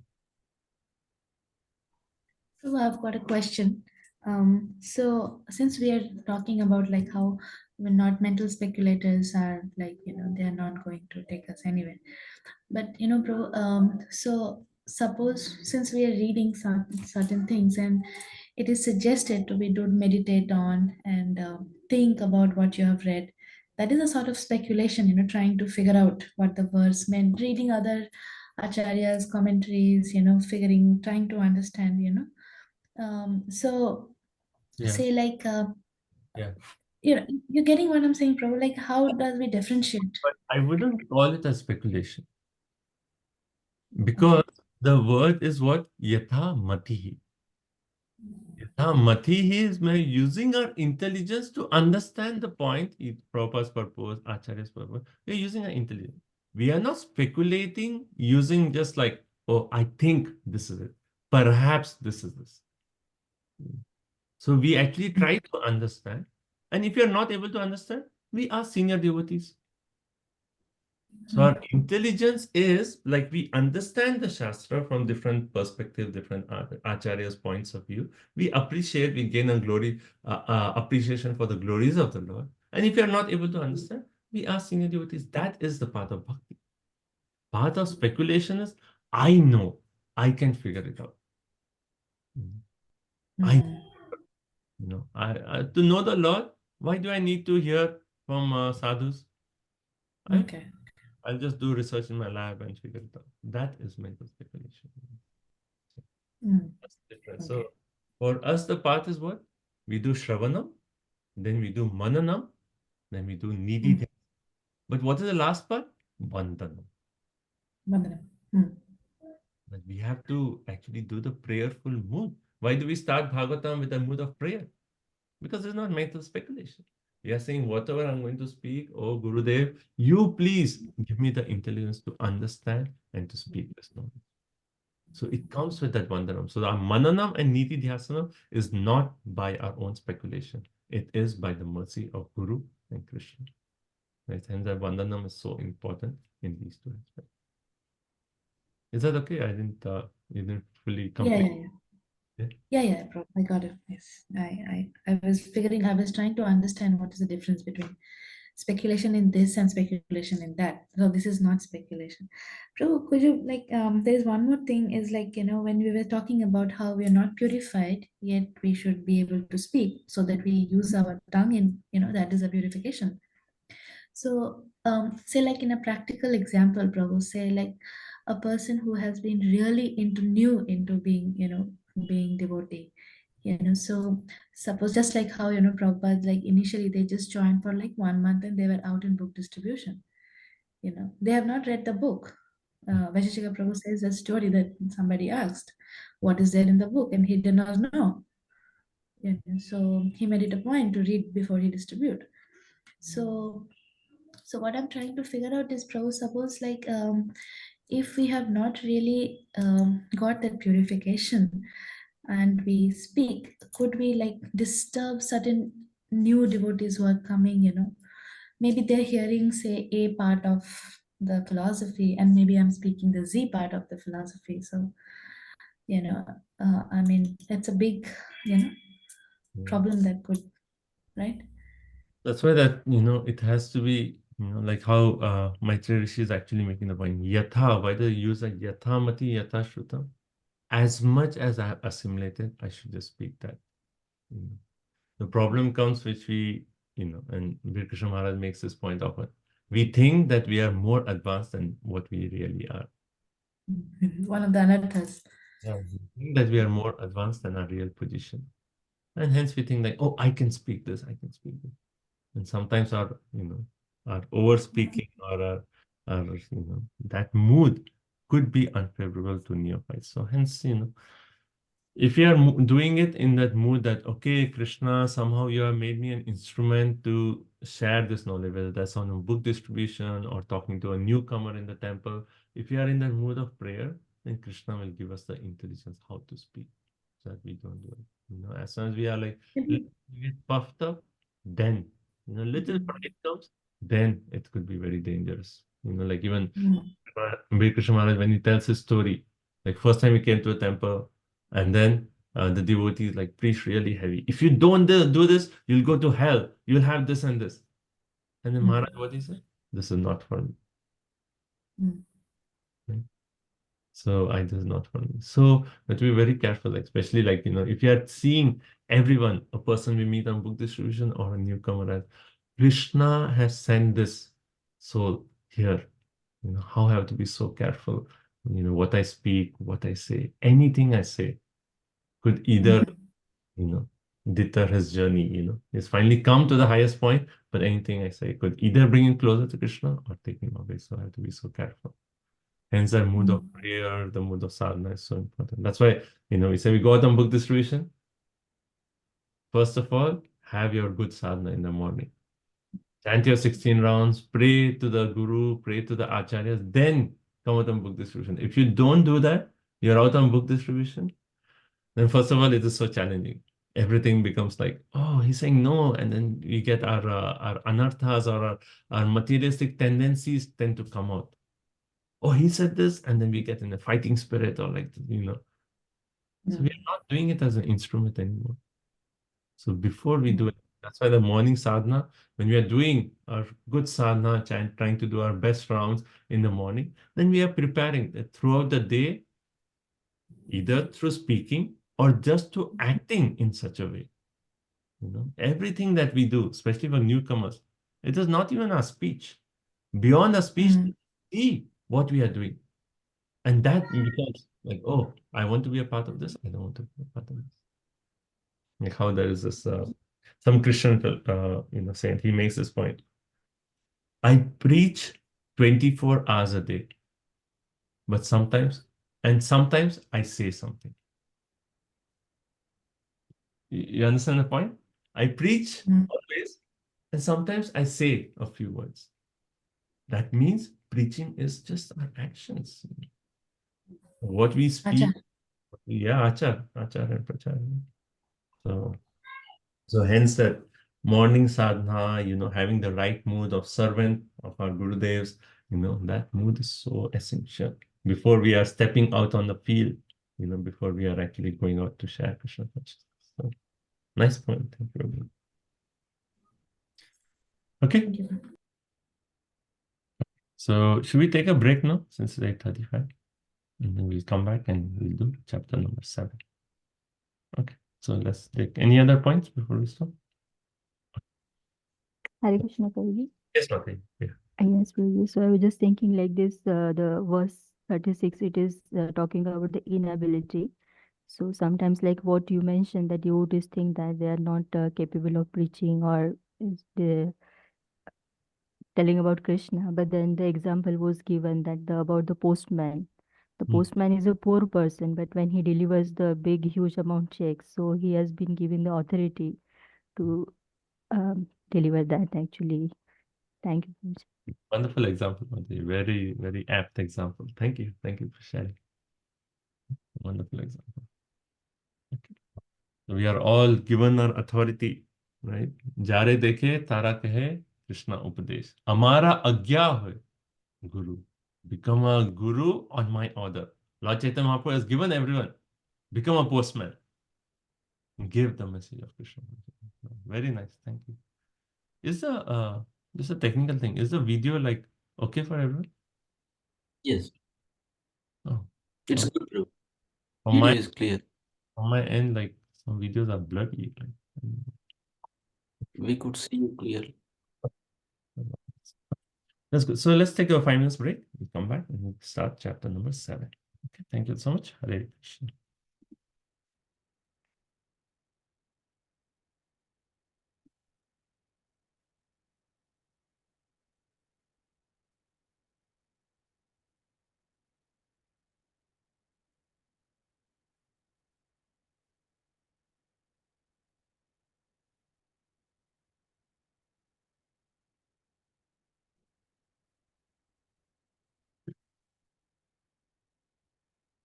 Hare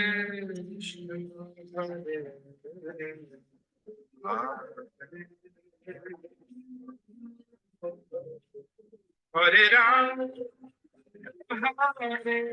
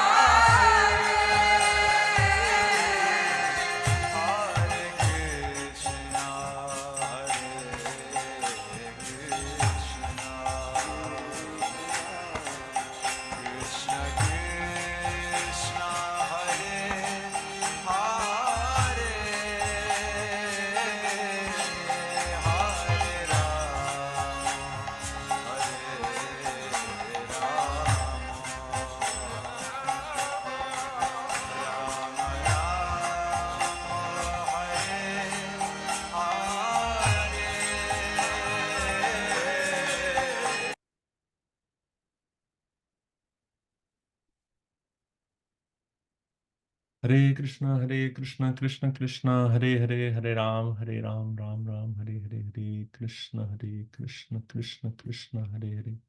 Hare Ram, Ram Ram, Hare Hare, Hare Krishna, Krishna Krishna, Hare Hare, Ram, Ram, Hare Hare.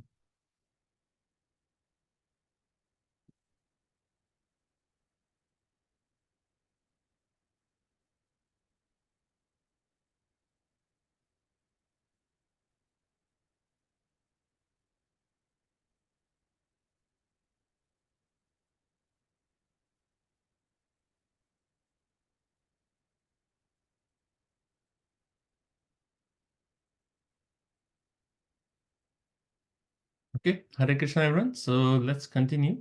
So we are going to start chapter number 7. Okay, so everyone's back. Everyone's back.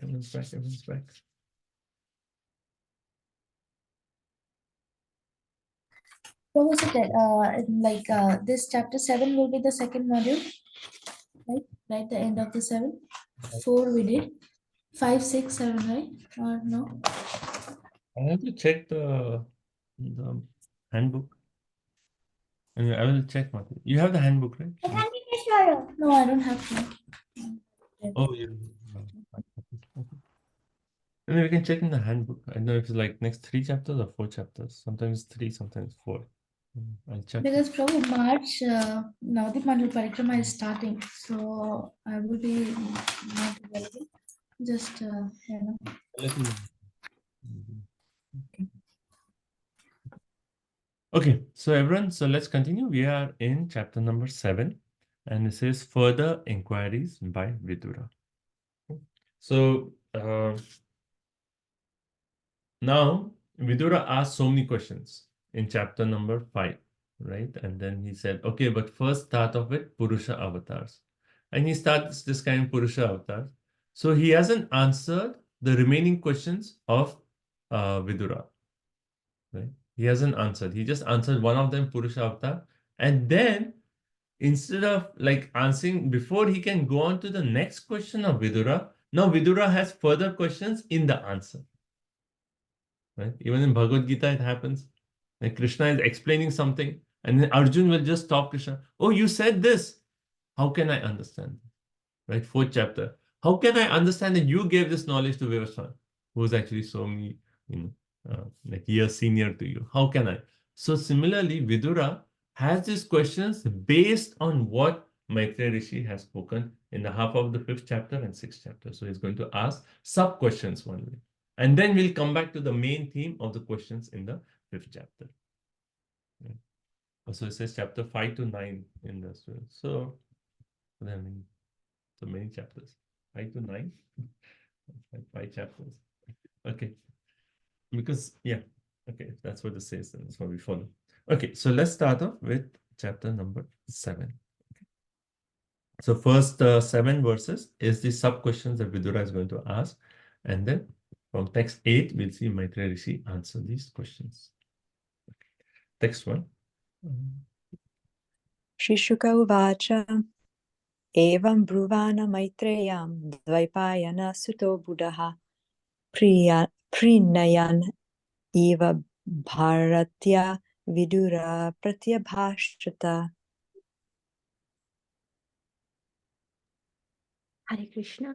Sri Sukadeva Goswami said, O king, while Maitreya, the great sage, was thus speaking, Vidura, the learned son of Dvaipayana Vyasa, expressed a request in a pleasing manner by asking this question. Hare Krishna. Evam Bruhanvan Maitreyam. So after Maitreya spoke this, chapter 5 and 6, after he spoke this, then Dwapayana Sutta Buddha. The Dwapayana Sutta is Vyasadeva. Is Vidura, the son of Vyasadeva, right? And Dwapayana Sutta. And Buddha, the learned Vyasadeva, then he actually Bharatya, in the matter of request, he actually expressed. And then the very interesting word is Prinayan Eva Bharatya. So Prinayan means in a pleasing way. Eva, as if in a pleasing way. Right? As if in a pleasing way, he made this request. Right? So Vishwanath Chakravarti Thakur, so Prabhupada says, that express a request in a pleasing manner by asking this question.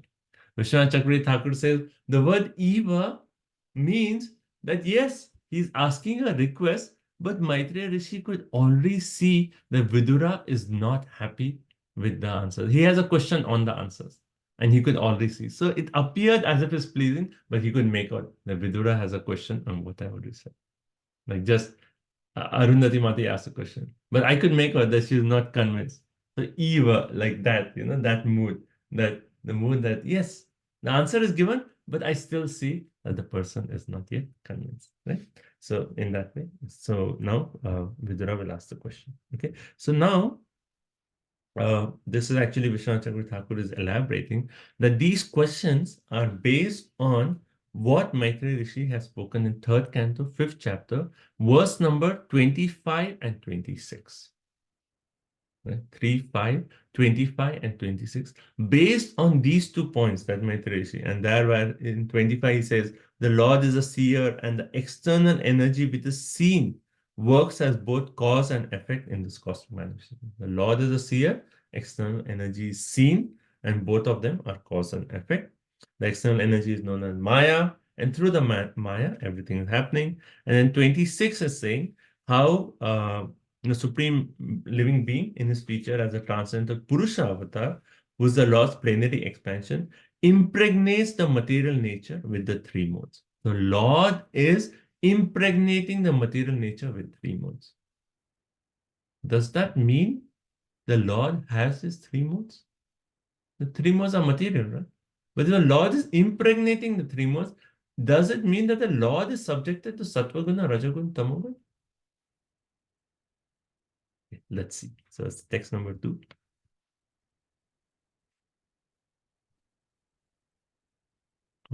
Ratna Radhika, are you there? Okay. One can go. Vidura Uvacha Brahman Katam Bhagavataschinmatrasya Vikarinaha Leelaya Chapi Yujyeran Nirgunasya Guna Kriyaha. Okay, so from text 2 to text 7 is Vidura's. Go ahead. Translation, Srila Prabhupada ki Jai. Shri Vidura said, O great Brahmana, since the Supreme Personality of Godhead is the complete spiritual whole and is unchangeable, how is he connected with the material modes of nature and their activities? If this is his pastime, how do the activities of the unchangeable take place and exhibit qualities without the modes of nature? Hare Krishna. So if you see this entire section is quite philosophical, like understanding. And you will see the questions as like, wow, what question? And then in one verse, Maitreya Rishi will give the answer. It's like one verse, that's it. I mean, he'll elaborate a little bit, but that one verse is the key verse, right? So we'll come to that. So what is the question here Vidura is asking? The main word is Chin Matrasya. Chin Matrasya means the Lord is completely spiritual, Chitta. Right? He's completely spiritual. There is no question of matter in the Lord. Right? But Maya, she has material gunas, Sattva gun, Rajagun, Tamagun. That gunas is the Shakti of the Lord. So, and then we often make the point how the sunshine cannot be separated from the sun. Right? So the 3 gunas cannot be separated from the Lord in one way. Right? So the question is, if the Lord has material gunas, right, it is coming from his energy, how can the Lord be considered completely spiritual? That's the first question. You understand the question? Right? So Lord, he's saying Chin Matrasya. You're completely spiritual. But it is from your energies that the 3 modes are coming. And we make the point that energy and the energetic, no difference. So that means you have 3 modes.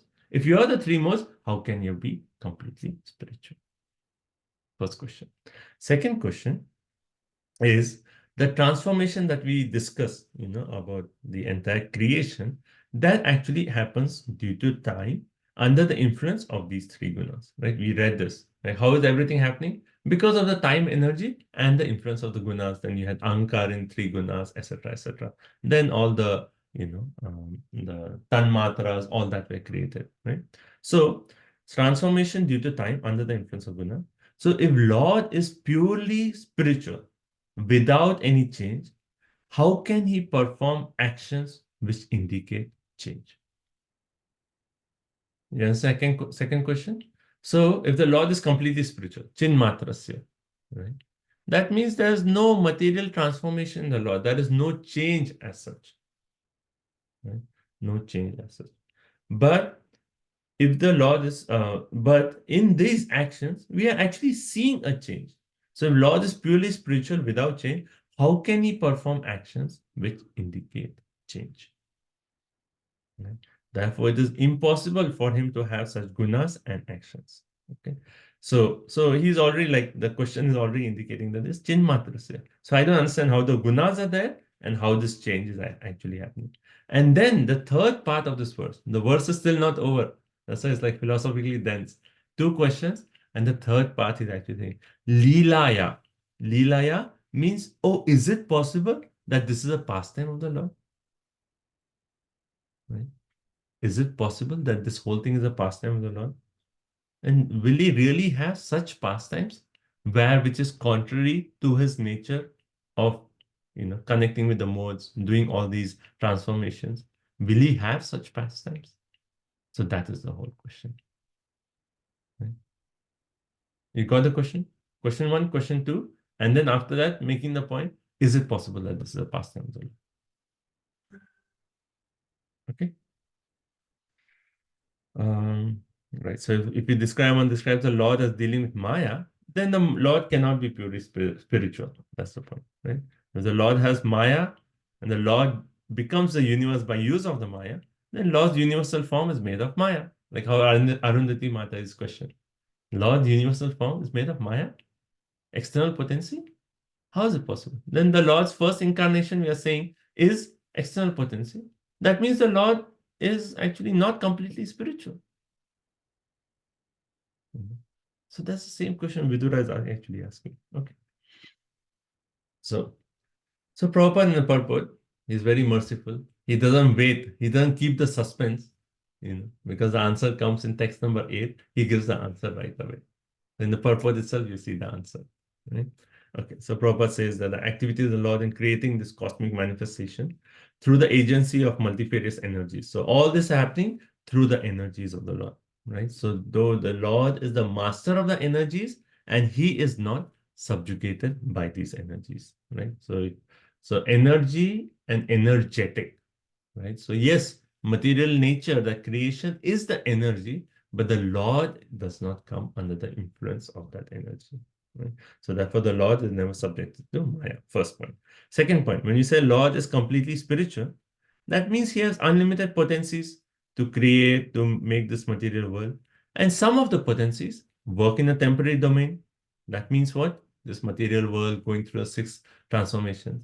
Because it has unlimited potencies, one of them is actually this material energy. But he is not affected by them. One of them is doing that. But there are so many other potencies which are under the internal potency of the Lord, which is actually the spiritual world. Right? So there's 6 on this side, 6 on that side. On the material world, what are the 6 transformations? It takes birth. Anything material takes birth, stays for some time. Okay, grows, stays for some time, produces byproducts, decays, and dies. Right? So that is material.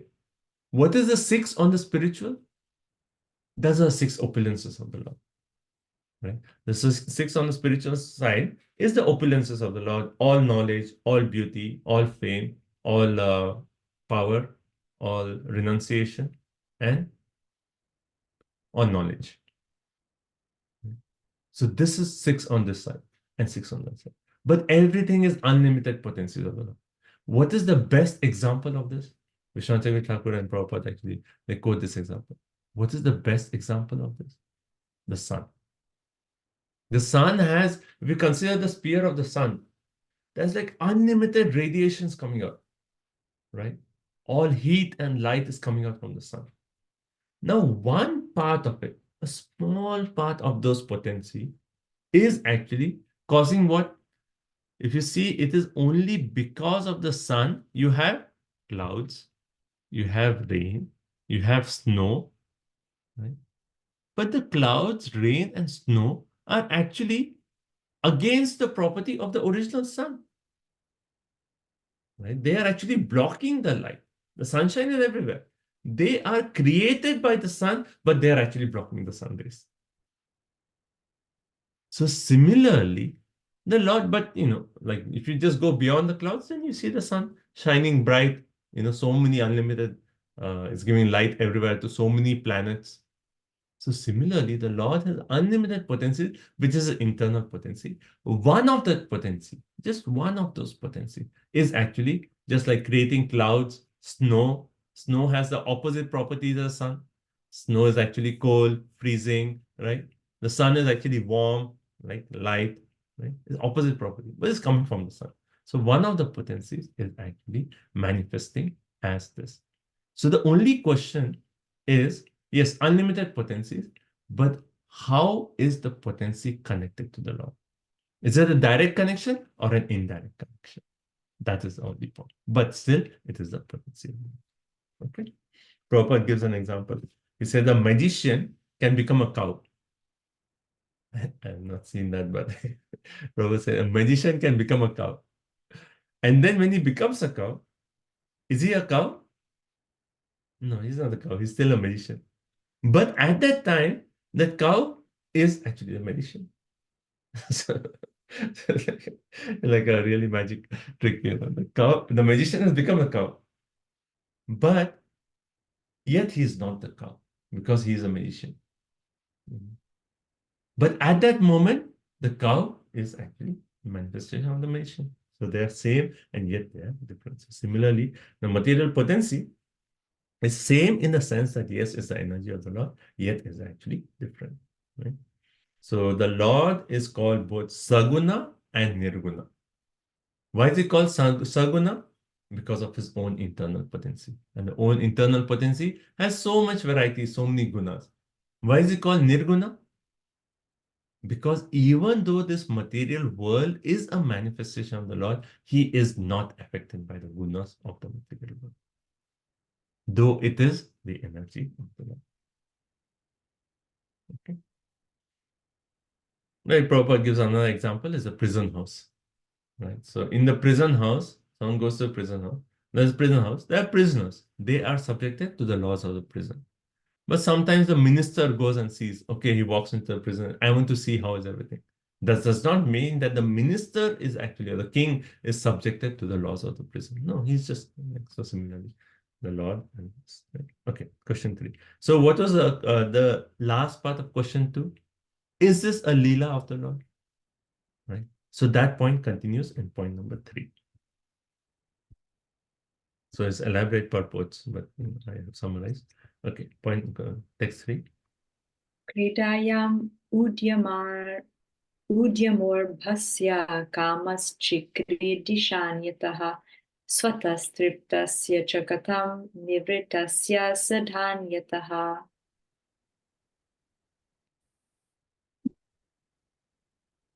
Boys are enthusiastic to play with other boys or with various diversions because they are encouraged by desire. But there is no possibility of such desire for the Lord because he is self-satisfied and detached from everything at all times. So we made the point, is it possible this is a pastime? But if it is a pastime, there has to be some desire to perform this pastime. And the example is given. Like the boys, Kridaya means playing, and Udyamaha, enthusiasm, Arbasya, the boys, they have the enthusiasm and Kama to play. Why? 2 reasons. Right? 2 reasons. Right. Right. Okay. So why are the child have the enthusiasm to play? One is their own desire. Yes, I want to go play. I don't want to study. I want to go play. Second is impetus of other boys. Right? Other boys will come and say, why are you wasting time studying? Come play with us. come play with us. So either the child are playing with enthusiasm because of two reasons, their own desire or impetus of other. Now, if you say the Lord is doing this as a pastime, could it be the Lord's desire? But the point is actually made, swatas triptasya. He is self-satisfied. So why would he have a desire which is contrary to his own nature? Which is contrary to his own nature. Why would he do that? He is self-satisfied. So there is no question of that desire to actually create this material world which is contrary to his nature. So that's first point. Second point, just like the children example, maybe impetus of other children. So maybe the Lord has impetus of other beings, but aham evasam eva great. Who is there other than the Lord? So there is no question of impetus from someone else to actually do this task of creation. The Lord was not saying, oh, that person created, hence I should also create. There is no one else. Who is the Lord seeing to get that impetus, right? So just like the child example, either his own desire or impetus of the children, the Lord does not have such things. He is self-satisfied and anayataha nivrittasya. So swatas triptasya means self-satisfied. Anayataha nivrittasya means there is no other impetus for the Lord. Right? So why is the Lord creating? We will come to that next point. Right? The Prabhupada in the purport, he says, how the Lord is one without the second. There is no possibility of anything besides him can exist. Right? Aham eva sam eva gre. Who else is there? It's only aham, right? There is no one else. Right? So Prabhupada makes a point. That the Lord is associating with anything, it is his own association.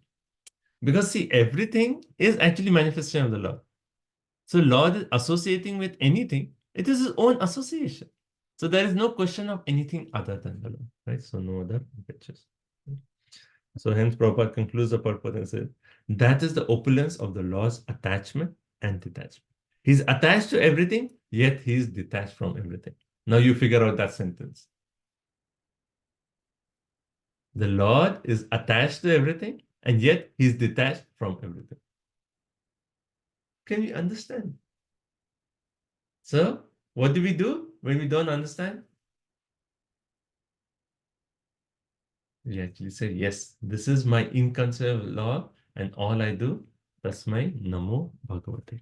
We offer obeisances to the Lord, right? So, Prabhupada is actually making the point. The opulence of the Lord's attachment and detachment, right? So, he is situated in everything, yet he is not. So, he is there in the material world, yet he is actually separate from it, right? So, he's attached to everything, at the same time.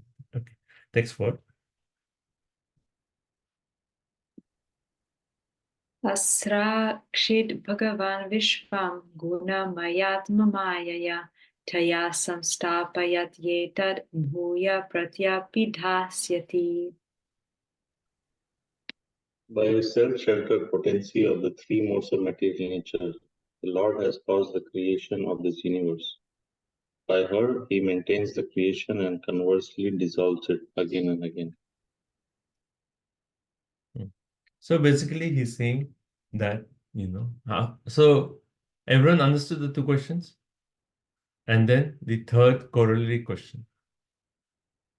Any questions on the questions? Any questions on the questions? First question is, how is the Lord who is transcendental connected with the material modes? Right? Okay. Second question is, how can the Lord... Question? Why is the first question coming? Because we made the point that the Lord is doing the entire task of creation, and the three modes are because of the energy of the Lord. If the energy is coming from the Lord, and the energy and the energetic are not different, so the modes and the Lord are not different. So modes are coming from it. Okay. And second question. How can the Lord who is unchangeable perform actions that indicate change? So we have seen all these transformations. The Lord is completely spiritual. Where is the question of him going through all these activities, right? And then the third corollary part of this is this the Leela of the Lord? okay, but it cannot be the Leela. Why? He has no desire. He has no desire, and You see someone else doing some impetus. someone else to do it. Right? So that. Okay. Now, text 4 is actually saying that And the Lord is like self-satisfied. Lord is self-satisfied. Yes, thank you. So the fourth verse is actually saying one cannot hide the fact that the Lord does not have gunas and actions. So basically here it says Atma Maya, by his self-sheltered potency, he is Guna Maya. He is endowed with 3 modes. So we cannot hide that. We cannot hide that. The gunas are here. We are seeing, we have accepted the Lord as a creator. So we cannot hide the connection between the gunas and the Lord. It is there. I need clarification. I cannot understand this. I am seeing, I am experiencing the gunas. I know the Lord has created. I cannot understand how they both cannot be connected. They are connected. Right? And then it is through these 3 modes, right? Taya, by her, he actually samstapayati. He maintains etat, all these pratyapi dhasyati. He conversely dissolves again and again. I am seeing all this. It is through these 3 modes he is doing all this. So how can the modes and the Lord be disconnected? It is not possible. But at the same time, the Lord is completely spiritual. So there has to be some disconnect. I cannot understand this. Right? So that will be the last question. Okay. Okay. So text number. Okay. So in the purport of text 4, Prabhupada actually gives the answer. Like, why is the Lord creating? Is this Leela? But there's no impetus for a Leela. So why is this material world? We know this answer, right? What is the answer here? Why is the Lord doing this entire creation? Yes, RRA, right? Reformation of rebellious attitude of the jivas, right? So basically here say the Lord is creating not for himself, but it is for those living entities who are carried away by the illusory thought of becoming one with him by imitation. Because we all want to become Lord. The Lord said, you cannot do it in spiritual world. Here, I'll create a place, my backyard, a playground. You try to become Lord there. Right? So he's not doing it out of his own desire, nor by impetus, but the only reason he's doing this is what? Love and mercy. The jivas are turning away from the Lord, but the Lord is so merciful, so kind, so loving to each one of us. He says, okay, if that's what you want, here, I'll give you a place where you can try to do that. And when you're tired, come back to me. And if you just think about this point, we talked to the sun example. How much power the sun has. And how much power the sun has. It's unlimited power, right? And then a small portion of that power, is actually converted to clouds and then snow, etc. Now, for the sun, does it even matter that a small energy of that is actually being converted to clouds and rain? Does it matter to the sun? Nothing. Unlimited energy, unlimited potency. Right? But think about it. The Lord has unlimited living entities. He has unlimited Lakshmi serving him. Right? But still, he is concerned for those tiny, insignificant living entities who have turned away from him. Imagine the mercy of the Lord. Imagine the compassion, the love of the Lord for each one of us. That even though we are so insignificant, it doesn't matter for the Lord that few jivas are outside. The Lord may just say, okay, you don't want to serve me? Forget it. You go. I don't care about you. I have so many devotees are serving me with so much love and so much rasa. I don't need anyone else. But still, the Lord, just a few insignificant of us, the Lord is so merciful. He's created this world and he enters into each one of us as Paramatma, sitting right next to us. You are there. It's a dangerous place. I am there with you. I'm holding your hand. And when you are ready, I will take you back home. You know, so you see the mercy of the Lord. Right? Okay, text 5. Deshata kalato yosav avastata swatonyataha aviluptava bodhatma sayujyeta jayakatam.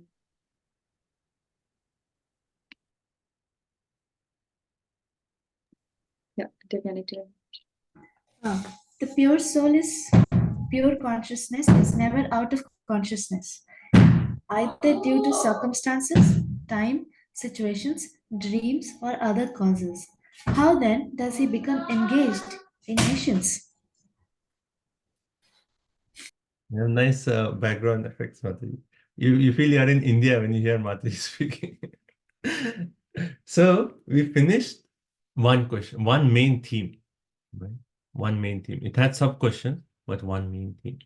Now the second main theme, right? So it's questions again, questions. So first theme, we talked of 3 aspects to it. Second theme. Now what is the second theme here? Here he says, Atma. Atma, avabodha. Avabodha. Avabodha means the living entity, the pure self is pure consciousness. Right? So what is our position? Atma. Right? Atma means what? Pure consciousness. Is that true? Yes or no? Yes? Yes, Prabhuji. Yeah. Then how, if Atma means pure consciousness, how is it possible that the pure consciousness can ever come in contact with ignorance? If it is pure, there is no question of ignorance. So the second part, so first entire theme is about the Lord. The second entire aspect is about the Jiva, about us. So the Jiva has pure consciousness. Further, he actually makes the point. Avabodha means pure consciousness. And then he actually says, it is never avilupta. It's not that someone may say, okay, I accept Jiva as pure consciousness, but sometime the consciousness is actually 0. And hence that time the ignorance comes in and then he's actually experiencing that. No, no, no, it's not possible. The consciousness is never extinct. How is that? Even when there is deshataha, means circumstantial, kalataha, time, avastitaha, situation. Even in any time, any place, any circumstance, any situation, So all these 3, in either of these 3, the consciousness is always active. And if the consciousness is always pure, how is it possible for the jiva to be overcome by ignorance? Very interesting questions, right? Very apt questions. Okay. So, right. And then you can go into the details of the commentary. Like Vishwanath Chakravarti Thakur actually gives different examples. He says, our jiva, he's affected by place. How is that? Right. So consciousness, like this verse is saying, the consciousness as such is never extinct, even in every place, every time, every situation. It is not extinct, but it is affected. How is that? First, he actually says about place, right? Just like a seed is actually, it has the potency of the entire plant. But if the seed is planted in a barren land, will it actually grow? No, it won't. Right? So it is affected. Then whatever time, he gives the example of how lightning is affected by time. Whatever condition, he says how memory is affected by condition. Sometimes you remember, sometimes you forget. Nature, he talks about sleep. And objects, he talks about like how pot is affected by what is inside the pot. See, pot itself is the whole object, right? Now, if milk is poured into a pot, and then even the milk is taken out, the pot you can actually make out. It was actually filled with milk. Or if liquor is poured in a pot, and then it's taken out, the pot will smell like liquor. Right? So similarly, the consciousness is affected by all these, but the main point is consciousness is never extinct in all these situations. And if you actually, what does consciousness mean? When you are conscious of something, that means you are aware of it. That means there is knowledge. So in spite of all these conditions, there is always awareness, there is always knowledge. So how is it possible that if there's always knowledge, there can be ignorance on which covers the jiva? Are you following? I know it's like philosophically dense. It's as if you're doing like a philosophy class major. So then, But I hope everyone is following, right? So first theme is about the Lord, second theme is about the Jiva, right?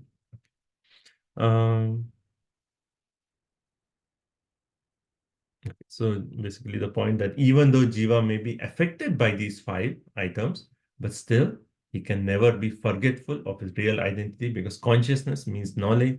So what is it that something is beyond himself that has actually affected?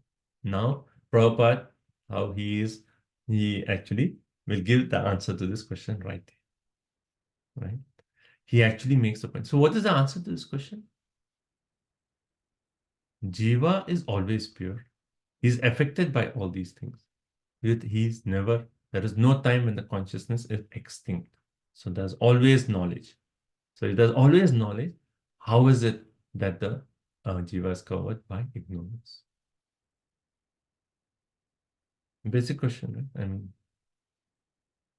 so what is the answer? In contact with 3 modes of material. But how will that contact even come? Because there's always knowledge, right? So, Prabhuji, that's done by the Lord Himself, because if we want to enjoy ourselves, if we will always remember our spiritual consciousness, then whatever our desires are, we won't be able to fulfill. So Lord cover our intelligence so by His avidya potency. So it is a Jiva who is actually always pure. There's always knowledge, right? So there is no question of Jiva by itself actually coming in contact with ignorance. But because of the love that the Lord has for the Jiva and the Jiva wants to do something, the Lord covers the Jiva. So it is not the Jiva itself. Jiva itself is pure. There is no question of the Jiva coming in ignorance. But because the Jiva wants to it, the Lord covers the Jiva by the avidya potency. So this is a very nice point to think about. That is not by our own effort in one way. So is this where free will deploy? Yeah, the free will Is this, yeah, and that's why the that Lord exists. covers us with the avidya potency. Right? So it is, our path is, we cannot as such come in contact with the 3 modes because we are pure. But because of that free will, we desire the Lord is covering us. So if the Lord is covering us, who can take away the covering? The Lord. So hence, by our own effort, we cannot get out of Maya. Devi Esha Gunamai, Mama Maya Duratya. You cannot do it by your own effort. Krishna is telling that. But you take shelter of me, I will pull away the covering. Hence, our entire path of bhakti is based on what? The mercy of the Lord. We need to just attract the mercy. Oh Lord, take away this avidya potency, and then we can actually get free. On our own effort, we cannot do it. Because by our own effort, we did not come into ignorance. It was through the agency of the Lord. And certainly we had the free will, but it's the Lord who actually covered us with avidya potency, right?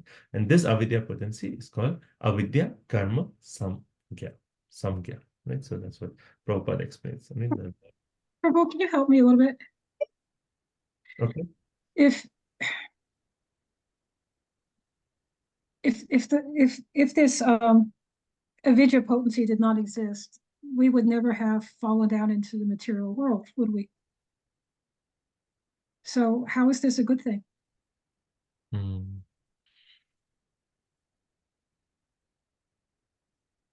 Okay, so let's start off with this point that how the Lord has unlimited potencies. Right? He has so many potencies. And we already mentioned that that is one potency which is not directly connected with the Lord. It is there. But why is that potency even there? Because eternally, I'm making the point. It's not that this potency was created at a particular. Eternally, there are jivas who actually, because of the free will, want to turn away from Krishna. So eternally, there is this avidya potency. And because jivas, they have the free will, they can choose to serve Krishna or turn away from Krishna. And as soon as the jiva chooses, then that eternal potency, which is always there, the Lord actually says, okay, you come under this avidya potency. You come. Because there is no question. See, the Lord does not interfere with our free will. That is the main point. So if that is your desire, I will make arrangements for you. And that is the aspect of love, right? If someone, like a child has a desire, oh, I want this. What do parents do? They facilitate. That, okay, if this is your desire, I will facilitate so that the desire is fulfilled. So similarly, the Lord, out of his love, is facilitating. Okay, you have that desire. Okay. It's not good. I don't want you to do it. But since you want to do it, I love you. I will actually cover your consciousness with this avidya, karma, samgya, avidya potency. But the Lord is actually, like, having covered us, it's not the Lord has left us. He's still there with us as Paramatma. And as soon as we say, okay, I'm tired, I made the wrong choice. I made the wrong choice. Like how they say, there is good news and bad news. What do you want to hear first? Bad news? The bad news is that we all made a mistake. And hence we are here. If we had not made the mistake, we'd be right in Goloka Vrindavan on Vaikuntha planet. We made the mistake. What's the good news? The good news is we can correct our mistake. We can correct our mistake and go back home. We have the best process. We have the most merciful Srila Prabhupada. And by his mercy, we can correct our mistake. So we have both bad news and good news. But that's the point, right? So the Lord is just facilitating the desire of the jiva by covering us by the avidya. But the jiva itself, the consciousness is always pure. So there's no question of the jiva as such directly, getting covered. Prabhu, just to, like, the connection to Mataji's situation is like, isn't it we read that the Mahamaya's qualities of Mahamaya is avidya. Her tendency is there too, right? Navaratmika and another one, right? Covering, yeah. So that is one of her qualities, and she has been eternally there as a shadow of the Mahamaya, right? I mean, of Yogamaya. So she has already been there. So eternally she has been there, always. Just like there is no time for Lord, similarly there's no time for Maya and Yogamaya. So could we think like that also, right? That why she is good? Because she is the quality of the Lord. She is the she is the wife of the Lord. And she's doing the job, thankless service to Krishna, right? Even We think like that. Vaishnavi Devi, right? She is a Vaishnavi. Right? She is actually a devotee of the Lord. But she has been given this thankless service. And then the main point is eternally that she's always there. Eternally she's always there. So jivas, as soon as they want to turn away, okay, you take care. You come under this potency. And jiva is like, okay, no, I want to come under that. Okay, then I'll take it away. You can come back. Okay, so text number 6. Bhagavan eka evaisha sarva kshetreshvavastitaha amushya durbhagatvam va klesho va karma bhikutaha. So we are in the second. We are talking about the jiva aspect, right? Jiva aspect. So we already talked about one question. Now to further complicate this question, one may say, Vidura, please keep it simple. My intelligence does not go to that extent. A simple question. Now he's going to complicate it further. Okay, so go ahead. The Lord and the Super Soul is situated in every living being's heart. Why then do the living entities' activities result in misfortune and misery? Now we are here. The Lord is right next to us. Then, if you have already made the point that the Lord loves us, then why our activities are leading to two things? Dur, bhagatvam, misfortune, and klesha, miseries. Prabhupada elaborates this in the purport. He says, a citizen, like a citizen of the state, right? If another citizen is harming him, right? And if there are no cops around, then, okay, that is one situation, right? Okay, someone is hurting me and there's no cops. Okay, that's one situation. But if the chief of the state is standing right next to me, then how can another jiva hurt me?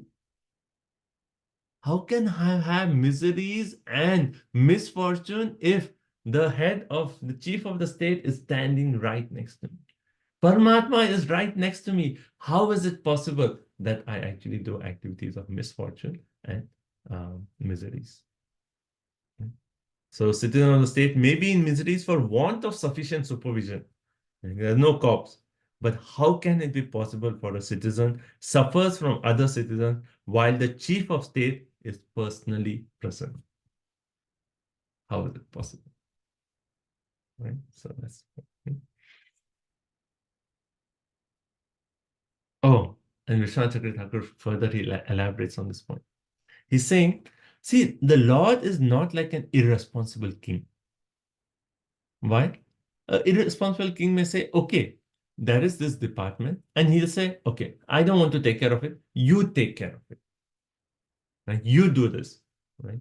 So he assigns some incapable ruler to state, to to a particular department. And let's say, the Lord says, okay, I am pure, I am good. I assign someone else. That person may be corrupt. And hence, people who are under him are suffering. So that is one scenario. But here, the Lord is not assigning anyone. The Lord is personally there in our heart. The Lord could have easily assigned someone, right? He's saying, okay, these are jivas who turn away from me. You are going in the material world. I will assign someone. Okay, you are so-and-so personality. You be with the jiva. No. The Lord is personally there. He's not like an irresponsible king who has appointed a false department head. He is personally there. And didn't we read the Lord is what? What is the name of the Lord? One of the names is Bhuta Brit. Bhuta Brit. That means he's the protector of all beings. He's the maintainer of all beings. Now, if the Lord is Bhuta Brit and he's sitting right to us, next to us, how can the living entities do activities which are leading to misfortune and miseries? Intelligent questions, right? Okay, so text number 7, sorry. Etasmin me mano vidvan kidyate jnana sankate tanna paranuda vibho kashmala manasam mahat. Translation. O great and learned one, my mind is greatly illusioned by the distress of these nations, and I therefore request you to clear it up. Hare Krishna. I think this is Vidura speaking for all of us. He's saying, it's like Vidura is saying, oh, great and learned one, my mind is greatly illusioned by the distress of this insight. I cannot understand the answers. Vidura is saying, I cannot understand the answers, and we even reading it like, Vidura, I cannot understand your questions. Therefore, I request you to stop asking so many questions. So he says, oh, great and learned one, my mind is agyana, nishines, and kidyate, troubling. But there's a very nice point here. When is the mind troubled? When there is ignorance. When there is ignorance, the mind is troubled. Like, many times, I'm sure this is not only me, but you can correct me if I'm wrong, that the mind gets stuck up with a particular thought. That this situation happened. You cannot just stop thinking on it. You're chanting your rounds, and the mind is still like thinking about it. Oh, why this happened, this happened, this happened. You cannot just get it out. But what is the cause? The cause is actually ignorance. And if you can get the higher knowledge, like if you're talking to a senior devotee or you're talking to a guru and say, oh, Guru Maharaj, my mind is so crazy, this happened and I cannot get an answer to this. My mind cannot get off of this. Then by the knowledge that the guru gives, then the mind can get peaceful. So the point is the mind is troubled when there is ajnana, niscience. And hence Vidura, being very intelligent, he is actually saying, oh great one, oh Vibho, you actually paranuda, you clear up this illusion, kasmalam, which is actually manasam, which is covering my mind. So Mahat is very interesting because here it says, oh great and learned one. I didn't see this in commentaries, but I was thinking like how the Mahat could actually even relate to the questions. This is like such great questions, but it's bewildering my mind. But that's my thinking. Yeah. Okay, so that ends Vidura's questions. Yeah. Now, I'm going to start this verse. In one verse, actually, all the answers are there. And this is like philosophically so dense. Like you see, Prabhupada's commentary of Vishwanath Chakravarti. Oh, eight. Oh, sorry. 8 is just a connecting verse. 9 until okay, 8 we can just read. Right. So that 8 is just saying that okay, now Maitreya is going to answer. So let's go 8. 9 is the verse I'm talking about. Go ahead. 8.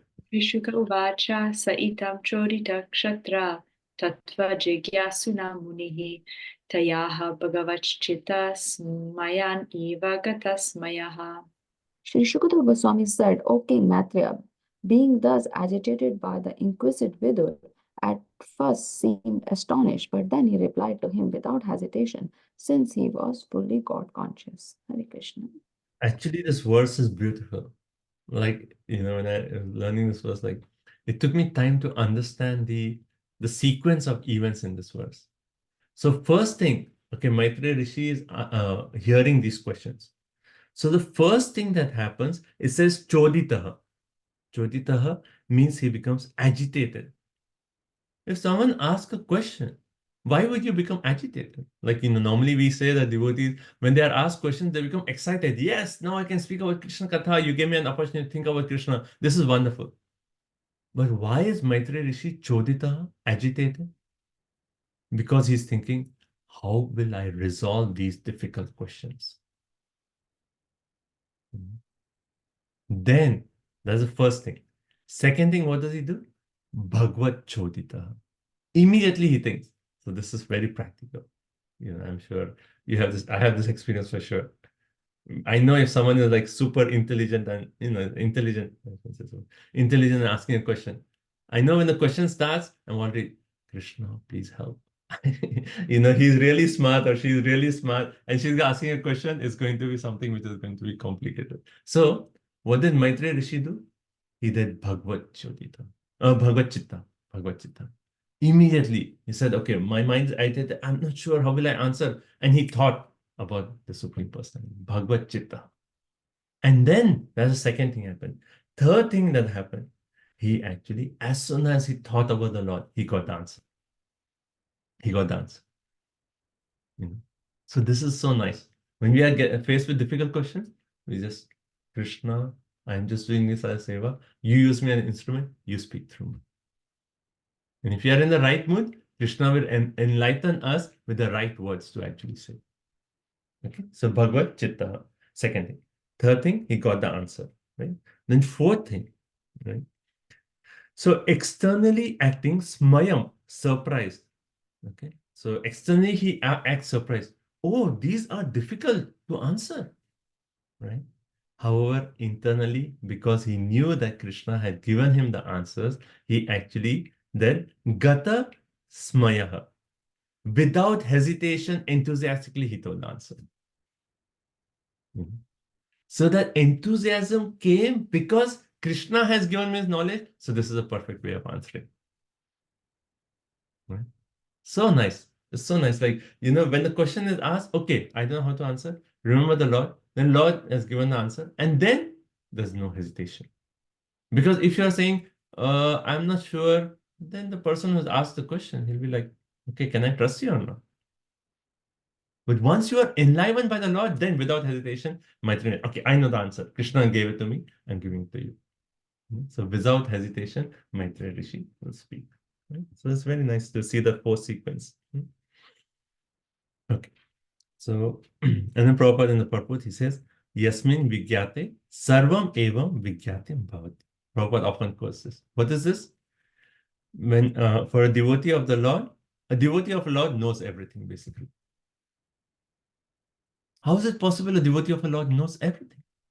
Because whatever is required for him to know, the Lord will reveal it to him. Right? Like Mother Kamini makes this point in her memories. She actually says, once someone, like Prabhupada gave the class, and after class, someone challenged. He's speaking with so much authority. So does he know everything? So the reporter or the person, he challenged. And he said like, Swamiji, how many windows are there in Empire State Building? I said, Prabhupada should know everything, right? So authority is a guru, he's Jagat Guru. He should know how many windows are there in the Empire State Building. What was Prabhupada's answer? How many waters are there in a mirage? How many drops of water are there in a mirage? You understand the point? How many drops are there in a mirage? First of all, mirage is illusion. Then why would you consider how many drops are there in a mirage? So similarly, this material world, that Empire State Building, is not important. It's just an illusion. Ask questions which is actually meaningful, which will actually take you beyond this material world and solve your real problems of life. So devotee knows everything what he needs to know. Why would he care about illusory activities? So why do I know? I don't need to know who's going to win the World Cup, who's going to win so-and-so game. How does it matter? It's just how many drops are there in the mirage? Who cares? There's no mirage. Mirage itself is illusion. Why would I care how many drops of water is? Right? So it's interesting to think. So devotee knows everything that he needs to know. How many times we have heard, Prabhupada disciples, and also we have this experience. Like you go in front of a guru, and it just feels like Guru knows me in and out. It is so humbling.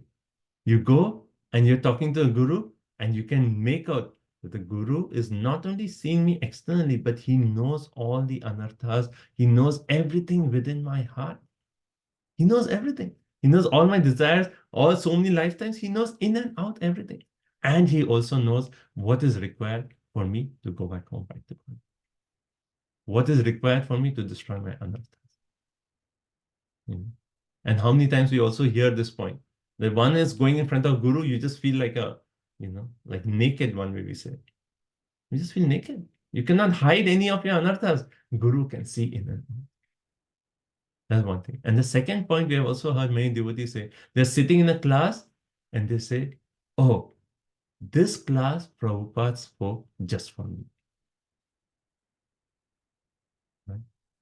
And we have that experience. We are sitting in a class and we'll say, oh, this class is just for me. This is the anartha I had, this class is on. And other person will say the same thing, but he's thinking of some other point. Right? How is this? Because he's speaking Krishna's words. So Krishna is directing, individually saying, okay, this is what you need, this is what you're saying. So Guru knows everything. Right? That's why he said, Yasmin Vigyate Sarvam Evam Vigyatam. He knows everything. So here Maitreya Rishi, because he got that Bhagavad Chitta, he knew the answers. And then he'll answer in text number 9. Okay. So anyway, I think we should stop here because this is, our mind is a little bit already tired after 2 hours, 45 minutes of Katha. And if I start this philosophical thing, it will just go. But anyway, you can read this verse, but it's so, just text number 9. If you read, like Prabhupada is focusing, text number 9 is answering the first question. Right? But Vishwanath Chakravarti Thakur is saying, actually, even the second answer is there in this verse. And it's like, what? The second answer about jivas is also there here. First answer itself is like hard to understand. Now he's saying second answer is there. So this is the main verse that is going to answer this. And then the text 11, 12, 13 is basically, 12, 13, 14 is very nice.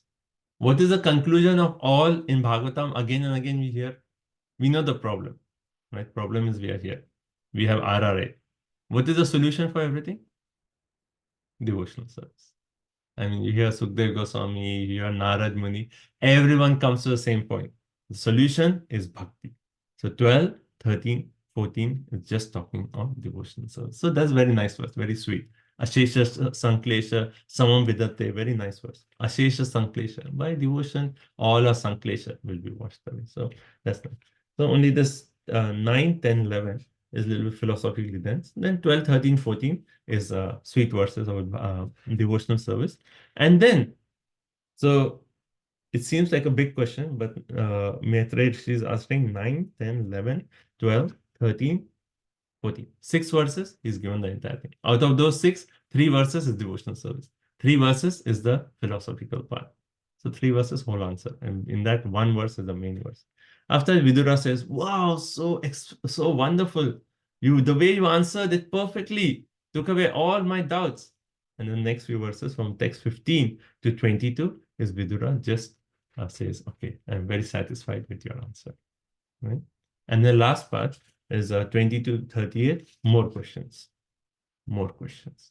I mean, we have not even finished the first batch of questions. And first question was answered. And then Vidura said, oh, first question, more questions here. And then he says, okay, answer the question. More questions. I want to add more to the list because I don't want this Harikatha to go on. Questions and questions and questions. Right? So that's our beautiful Srimad Bhagavatam. Okay. So stop here. So thank you all so much. Let's see any final comments, questions, realizations. In the 5th verse, you mentioned about the Vishwanath Chakravarti Thakur giving examples of place, time, circumstances, and other conditions. So can you elaborate the time and the circumstances on? The place was, I think, the seed and the plant example. What were the time and circumstances? So, right. So a seed is, okay, a seed is sown in barren land, it does not grow. Second is time, in the sense of lightning. Yes. Like how you have lightning in the sky. You know, it is like momentarily. It comes, yes, there is lightning, but at the moment it's gone. Similarly, the consciousness, is affected by time in the sense that it may come under the influence of time, but that's just a moment. Like how we say, we fall into a material world, our whole thing here is just like a moment back in the spiritual world. But during that time, that influence is there. It's just like, I've heard this, I've not read this in Shastra. It's just like you're in spiritual world, you have a gulab jamun, you're giving it to Krishna, and just extending your hand, and at the time you're thinking, oh, why Krishna? I should enjoy. And that thinking, we come into the material world, and then we go through millions of lifetimes, and then we go back and say, Krishna, gulab jamun. So that is time. Conditions, he talks of memory. Example, memory is affected by conditions. Right? So when we actually wake up, then our mind may be a little bit like, foggy, we cannot think properly. But then conditions change where, we do some maybe yoga, pranayama, and all of a sudden we start remembering things. So memory that way, condition. Nature, he talks of sleep. I think this is also to do with like how consciousness, we talk of four states of consciousness. This is Shushupti, Turiya, and what's the other two? Jagrat, Sushupti, Nidra. Nidra. Jagrat, Sushupti, Turiya, but there's one more. Andhra? Okay, anyway, consciousness, right? Finally, Turiya is the final stage where we are getting liberated. But that consciousness, so that affects the jiva. Swapna Avastha. Swapna. Swapna, yes, Swapna, I think, yeah. Then fifth one is objects. And the example is like just like a pot, right? That point is actually made that if liquor is put in a pot, and even though the liquor is actually removed, the pot will still smell like liquor. So similarly, the consciousness is affected by something, and even though the object may be taken out, still the consciousness is still affected. The effect is there.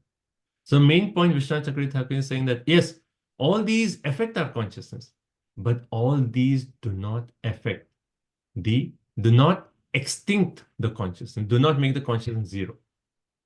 So that means consciousness is there. Consciousness is there means knowledge is there. Knowledge is there means no question of ignorance. That's okay, bro? Yeah, thank you. Any final? I was also thinking about the same example about the circumstance, time, and situation with the seed example. I was thinking if the seed is like a soul with full consciousness, like in